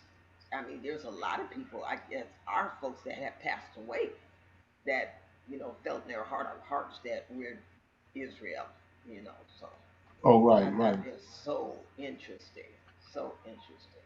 Yeah. Well, the thing about that is, it's beyond. It's beyond. It's at the point now. It's too much information out there, and too many facts that it's just something wrong with you if you can't see who the Israelites are. Too many facts out there. That's what I'm talking about the spirit that's in people. You want a certain spirit to be in a person, but that spirit ain't in them. You got to deal with that. You know what I'm saying? How you gonna break something down and I mean, for example, I'm showing you that Tubal. I mean, like I said, who know that? Who know that? And who's seen it? Who ever seen it? I'm showing you that Tubal, Cain got a son called Tubal Cain. Then Japhet got a son called Tubal. Then you go over to Genesis 38, and the Tubal, the Most High said he against Tubal. Come on. What's wrong? What is, I mean, how is that not registered? It's just a coincidence? Come on. Yeah. Brother Leonard, speaking of languages, I had caught your class for the male class yesterday, and then I watched it again today so I could take my notes. But you had mentioned about the EELs and how they changed it from AEL to EEL to AEL, and you had mentioned it was in Jasher that we could find that. And I had searched my book of Jasher as well as Jubilees for the change of name to see the EEL, but I could not see it. So if you could just take a picture and put it in the. No, I'm gonna show it to you right here. Oh, okay, let me see. Book of Enoch.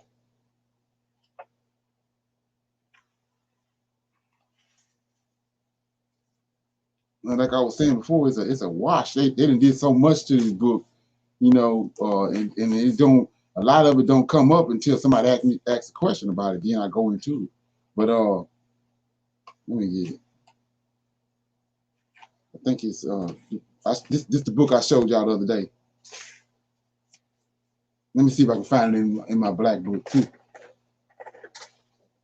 You got the book with Jasper Jubilees and Enoch? Yes, sir. I got the black one. Okay, yeah. Let me see where it said over here in this book. I think it's chapter 9. Yeah, I'm in the black book in chapter 6.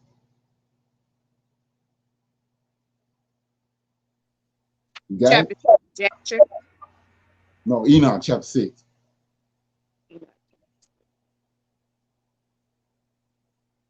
Okay. Verse 6. You got verse 6? Mm-hmm.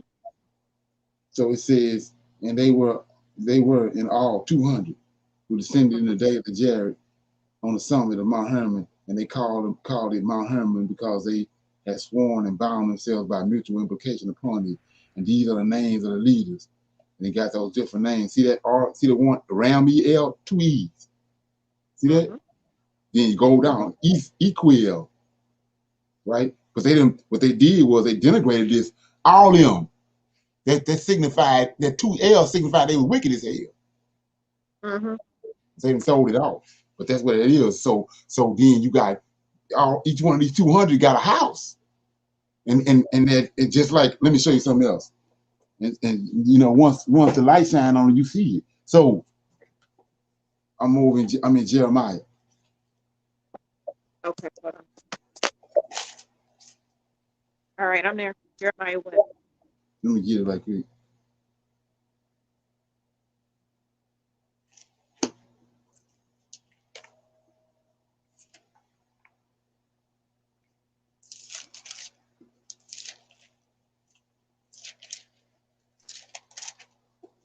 I was showing them the other day about that DAD too. See, all them houses, them lineages. But so 39. Jeremiah 39. All right. So you see, I told you about the Lord of Hosts, right? You got Yahweh. Then Michael said that telling you, I mean, in Exodus 23 and 20, it says, Lord of Hosts, I mean, Yahweh talking to Moses and said, I'm sending this angel before Israel, and my name is in him, right? Right. Okay, now we over here, and we dealing with Nebuchadnezzar. So it says, verse 1, in the 9th year, Zedekiah, king of Judah, in the 10th year came Nebuchadnezzar, right? See that? Right. That A, that EZZAR, that's the name of a fallen angel. That's a prefix of him. So Nebuchadnezzar ascended from this fallen angel. That's what that end on there. So you say, what are you talking about? So we know that they got this understanding from a Lord of Hosts from what they seen in heaven, right? Michael, Lord of Hosts, right? Right. Verse 9. You down at verse 9? I'm there. Then Nebuchadnezzar. See that? This Lord of Hosts, this Nebuchadnezzar or Lord of Hosts. He got Nebuchadnezzar's name in him. See that? Nah, you done lost me. What you talking about? No, look at 9. Then Nebuchadnezzar. See that? Right. Now go look at the word Nebuchadnezzar and Nebuchadnezzar. Right. Nebuchadnezzar is the Lord of Hosts. He got Nebuchadnezzar's name in him. You see that? Do y'all see that? Yeah. In it where he wants the names of the Jews, their names did have like the Yah part of it somewhere. When some part of the names will have the Yah. Right. Michael is a Yah is associating him with Michael. Mm-hmm. So it was Yah. They denigrated that. They didn't denigrate that when they did the transliteration with the English. They denigrated all that. Mm-hmm.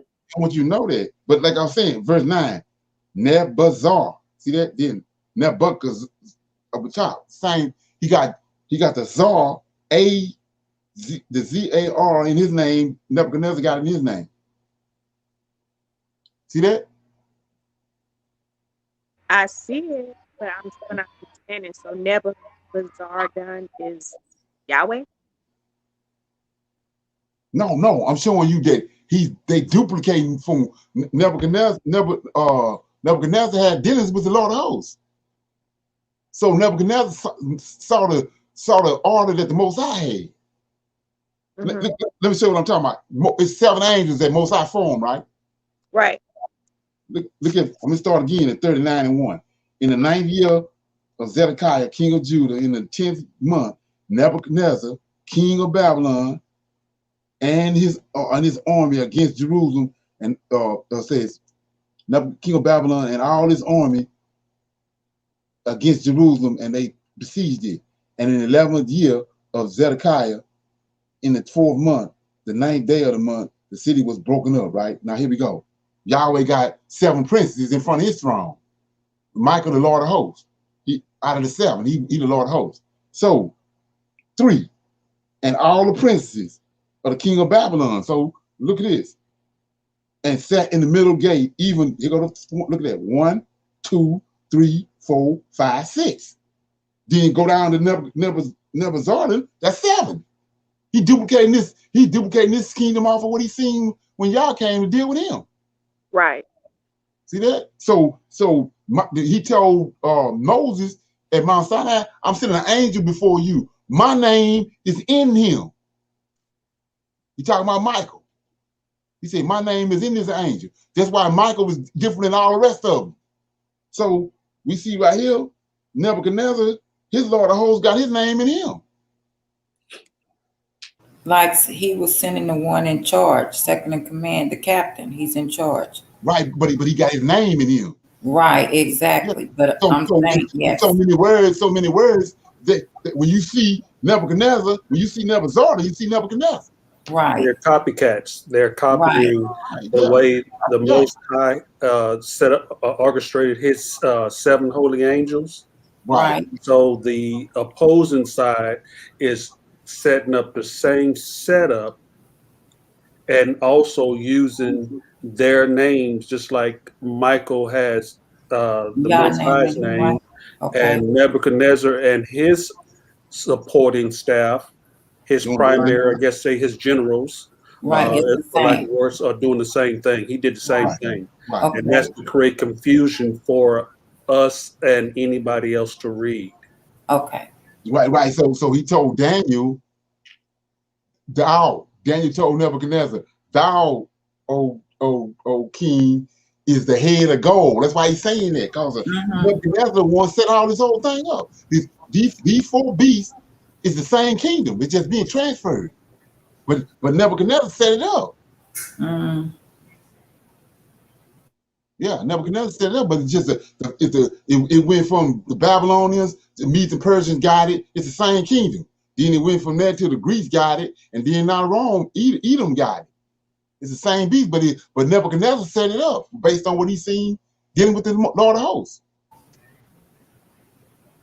And to expound on what Leonard said, the different colors, the different from gold to the other colors and stuff, that's just the movement in eras in time.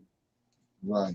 You see what I'm saying? But Nebuchadnezzar is the head and started all that, orchestrated of something that he realized that God and Michael were the 7 holy angels. So he basically was prophesied and said, hey, we know your game is up. You this statue.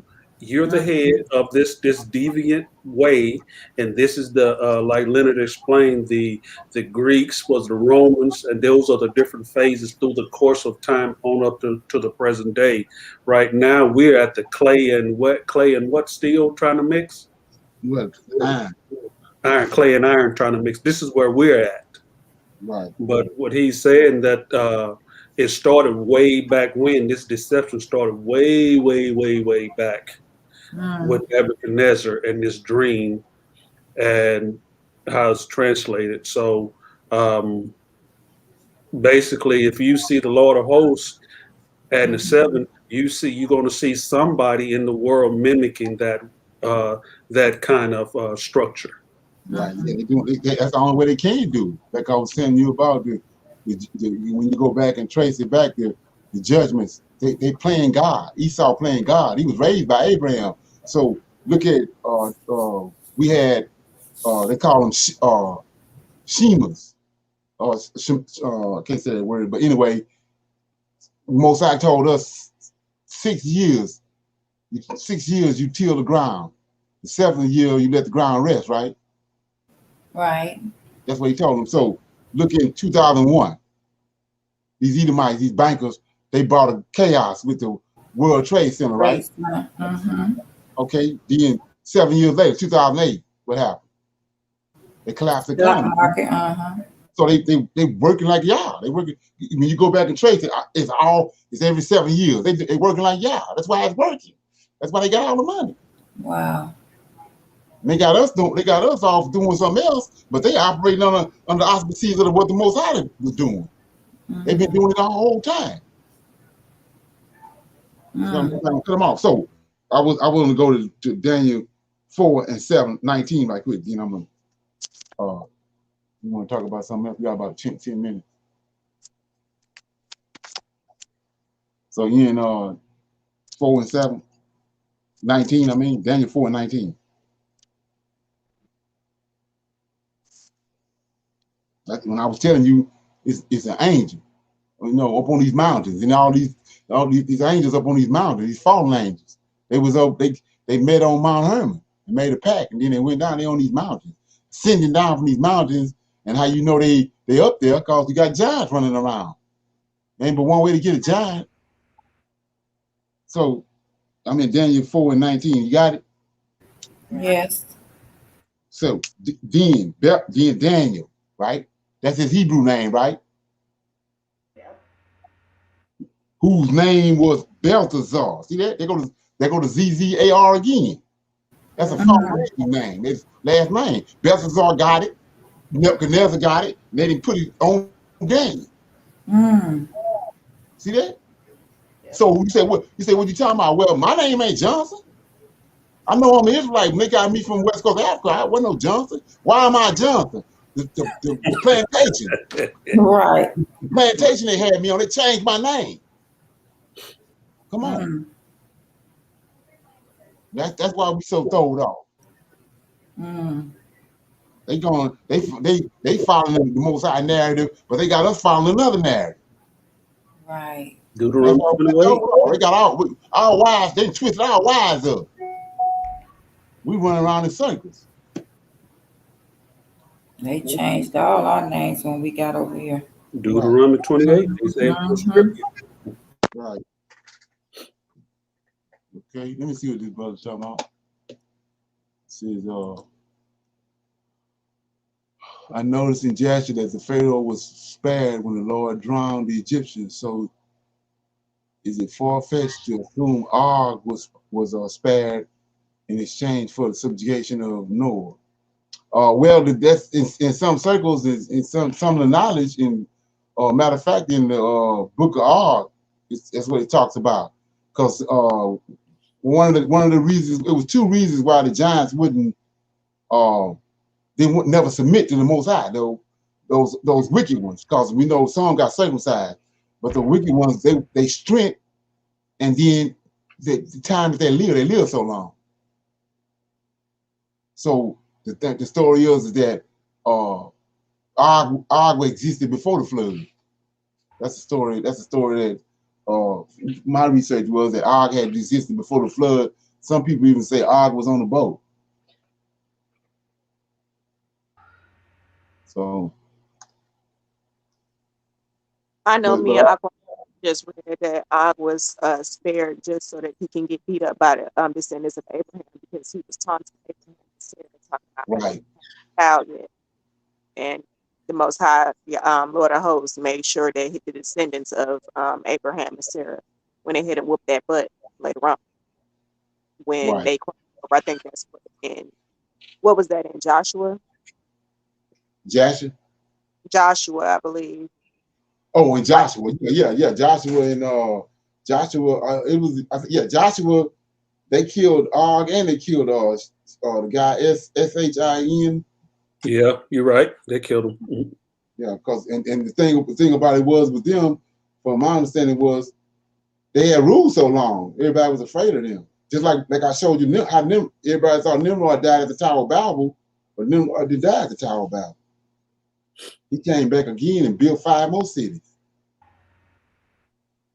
Yeah, changed his name. Yeah, so that's what that is. But the thing about it was, I know. I mean, you know, this just some friendly advice is that you getting these books and reading these books, and you could assume that you think that you overloading yourself, but that's why the Most High gave us a melanin. The Most High, the melanin. So what I'm saying is, Kabbalah. You know, you need to do some research on Kabbalah, because that's you're gonna when you do the research on that, you're gonna find out that's where a lot of this stuff coming from. That's what they was dealing with. I told you, like you just said, they was having those orgies. That's how another way you identify that Japhet ain't none of Noah's son, because they still doing the same thing now. They having these orgies where they was in Egypt. That's who was in Egypt. These Japhet and Esau had merged together, and they was living. Alexander, the one built Alexandria, Egypt. That's where all the Edomites is at. They had our records there. That's the whole purpose of that library. So they was sitting there hoodwinking our records, bumping them off of. They got off. They didn't translate the Old Testament, which was in Hebrew. They didn't translate the Tanakh into the Septuagint. They translated it in Greek. They didn't want. They so revered us and Yahweh. They didn't want to deal with Hebrew. They wanted the Tanakh written in English, in Greek, and so that's where they started dissecting it and fumbling with it at Alexandria, Egypt. And they started writing it and flipping it, tripping it, and dealing with other books.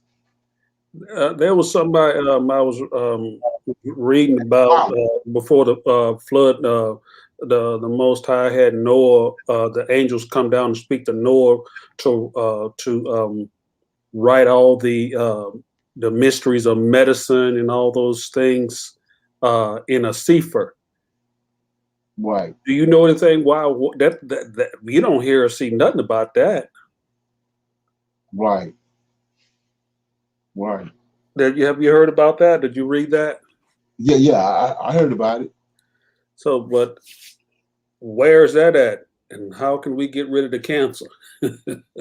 Right. Well, they, like I said before, they took a lot of that away. That's like me. I was sitting there. I was thinking about this. This is something to ponder on. You hear about the UFOs, right? Yeah. And they say that Israelite, that Yah is in a UFO, right? So that fake news, yeah. Yeah, they say that Yahweh got chariots, they're UFO. That's what they're saying. So this is my thing with that. We just a couple of weeks ago saw where these 4 angels carrying Yah, right, on his throne, right? Right. Mm-hmm. And we know how they use these angels use, and they got 6 wings. You gotta stop and think about that. What an angelic being that got 6 wings? What are you gonna do in a UFO? You got wings to fly. Think about that. And then they saying, then Ezekiel tell you the power from the flapping of their wings so loud till they can't, they are afraid of the noise from their wings. Right. See what I'm saying? So what are you gonna do with a UFO? And then Gabriel told Daniel, when I first, I heard you the first day when you first started fasting, and I flew swiftly to come where you at. You ain't no UFO. You know what I'm saying? Come on. And then they coming through portals. So come on. You know, something to think about. Yeah, they had on CNN a while back where they was talking about these space shuttles and this Elon Musk and stuff, whatever his name, I can't say his name. But they've said that there's one particular area in the galaxy is just totally black, no stars, no nothing. They don't expound about it, and they have no way of getting anything into that area, even though they've secretly tried it. Right. And it's just one area in the universe, and it's not like a black hole. It's just like nothing there, but just darkness. And they said that could be the route to God. And I'm like, wow, you got this on TV? You talking about this? Right. But didn't Enoch didn't Michael show Enoch that same place? Yes. Yeah, but they say they can see it. Right. With these technologies, just one area in the universe, just no stars. There's nothing there, but just darkness. Okay. And I was surprised they even talked about it on the news. All right. Well, they gonna talk about it because like I said, the news ain't nothing but a propaganda machine. That's what the main way they got us brainwashed is through the news, because we believe everything they say. When every time they put something up, we believe it. Like I was telling you about the Neanderthals. You know, Neanderthals is giants. That's who the Neanderthal is, the giants. They got you thinking it was Neanderthals, and then it was you know, got all these different sophisticated names for it was giants. We found out it was red-headed giants are scattered over the whole planet.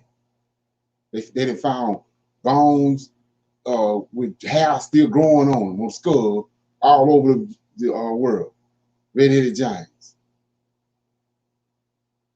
And there's something going on with that. Like I was saying before, how you gonna come in contact with a group of people that's pale, with blood red hair, then you got some dark skin with brown, woolly hair and brown eyes. How in the hell they came from the same place? They came from two different origins. And so that red hair, that blood red hair and all that got it's something going on with that they didn't hear from us. Because it's a reason they got blood red hair. Just like a reason we have woolly hair and brown hair. So they hiding it. Brother Leonard, I've been checking out a lot of movies, Eliana and I, and we've been noticing that all of the villains have red on. Right, exactly. Right. And you keep on looking, you're gonna see most of them got red hair. Right. And they always gonna post that red-headed woman up in there. If they can get a chance, they're gonna post it up in there. You ever seen Eagle Eye? No. Yeah, watch that. And watch that, Eagle Eye. Okay. Yeah. You, Brother Leonard, I ain't never seen so many redhead white folks in my life. Only these couple days watching movies, my eyes done spotted so many redheads. I just been shocked between the redhead and the blonde. I'm just like, what in the world? That's who own Hollywood. They making their own money. They got them Edomites going on. You ever watch? I mean, I give you an example. You watch the you watch the Alien series, right? The Predator, Alien Predator series.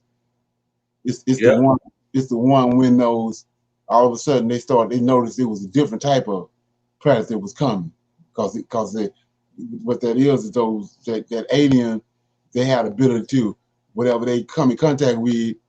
When they had a thing with an egg in it and it opened up and that looked like a crawfish. I mean not crawfish but a scorpion come out and jump cover the person's face, and then it go into the person, then they pass out, and then he end up going into their body and transforming. So the alien ended up morphing with the predator. So he had a new type of predator. He had the alien characteristics, plus he was a predator too, and he was bigger than the other one. So the movie, the series I'm talking about is the one with when they was on this, when people was falling out the sky when the movie came on. You saw that? Yeah, I saw that when they was on a different planet. Yeah, right. Yeah, so check that out, because they telling you they putting a whole lot in, and then the guy was looking through the wall. He kept asking him to read the hieroglyphics on the wall. He said he could, they had hired him to come just because he was a linguist or whatever you call it. He can read ancient hieroglyphics. So he told the story. He said it was Hebrew. Right. And then he told the story about what it was. And then, like I said, it's lizards. That's what these predators are. Big lizards. Ain't that what came in the garden? Was a serpent? That's what they is, serpents. Actually, in the movie, he said when that guy did it, he said this is the first language ever existed. Right. And exactly. he said it's Hebrew. Right. And I was surprised they even acknowledged that. Oh yeah. Yeah. They tell you they be putting it right in your face, but we be sleeping. We be sleeping on it because we ain't, we don't. They didn't denigrate our understanding. They put it right in your face. Just like I say, the king, Jack and the Giant Slayer, they ain't number David. The king with the crown on his head, they ain't number David. That's all that is. That's Israel, David. Howard, the Hobbit. Look at that. All them people, they land been taken. There's a mountain where they live at, and they can't get back to their land. All the hobbits got red hair, and then but there's a dragon over there where the mountain where they got to just keeping them from going back to their land. And then they keep on showing the one guy he's David. He's the king over these hobbits, and but they come from a distant land, a holy land, but they redheads, all of them redheads. Brother Leonard, speaking of Lord of the Rings, King David. Now, tell me when you was talking about the Valley of the Dry Bones, right? And we had the conclusion, at least I know I did, thinking that the dry bones was referring to us as Israel, but really the dry bones is our ancestors that's going to come back. Now, did they not do that in the Lord of the Rings when the king, only a certain people could come and awake those people? And when they came in, they was like ghosts or whatever, but they came through like fighting like they was beating up everybody, flew through the land swift, but they was green. They didn't they wasn't flesh and bone like the prophecy say, but he still went back and revived those people. They had a promise to fulfill or whatever, and was able to go through fighting. Did that kind of remind you of the Valley of Dry Bones? Right, exactly. Yeah, that's what that is. That's what it is. Everything that they're doing, they're making money off of us, off our own history. That's all it is. When like I said before, when you go and look at everything JC doing, they got it out of the Old Testament. Anything you see him do over in the New Testament, you can find it in the Old Testament, because that's where they got it from. And they do the same thing with the movies. Yep, they had that Marvels where Thanos, he was a god from another place in the universe, and he was collecting those stones like the priests and stuff. And once he got all the stones, he recreated time as it existed. Right. Exactly. That wasn't nothing but the breastplate. Mm-hmm. I'm like, wow, just bits and pieces. Oh, yeah. Exactly. Yeah. It's amazing once you figure that out, because like I say, we watching the movies, we get one thing out of the movie, but they getting something else totally different out of the movie, because they zeroed in on it. We just now waking up figuring out what they've been doing all along. Yeah. Like I say, what's gonna really blow your mind is that Grand Stoke Dracula. Go watch that. They're gonna blow your mind. Yeah. That's Lucifer. That's all that is. That's all he is. Lucifer. That's who he is. Dracula. Oh yeah, that's a good movie. Okay. That's all he is. He's shape-shifting. He turned into the fog. He turned into a wolf. he turned into that red beast. A flock of birds. Yeah, turned into rats, bats, and that's Lucifer. Yep. That's all it is. Who that is? Then he got on red. That's all it, yeah, right in our face. That's when you know that you are rightly dividing and understanding when you pick these things up in these movies and stuff. Right. And you're sitting with a group of friends at the movies, and you see them show a whole different way, and they looking at you like, what? Right. Right. Right. Yeah. And another one too, The Fallen. Fallen with Denzel in it. Yeah. Yeah. Watch that. It's about Aziel. One more time. Was that Grand Dracula or Count Dracula? Grand Stoke Dracula. How you spell it? Grandstoke.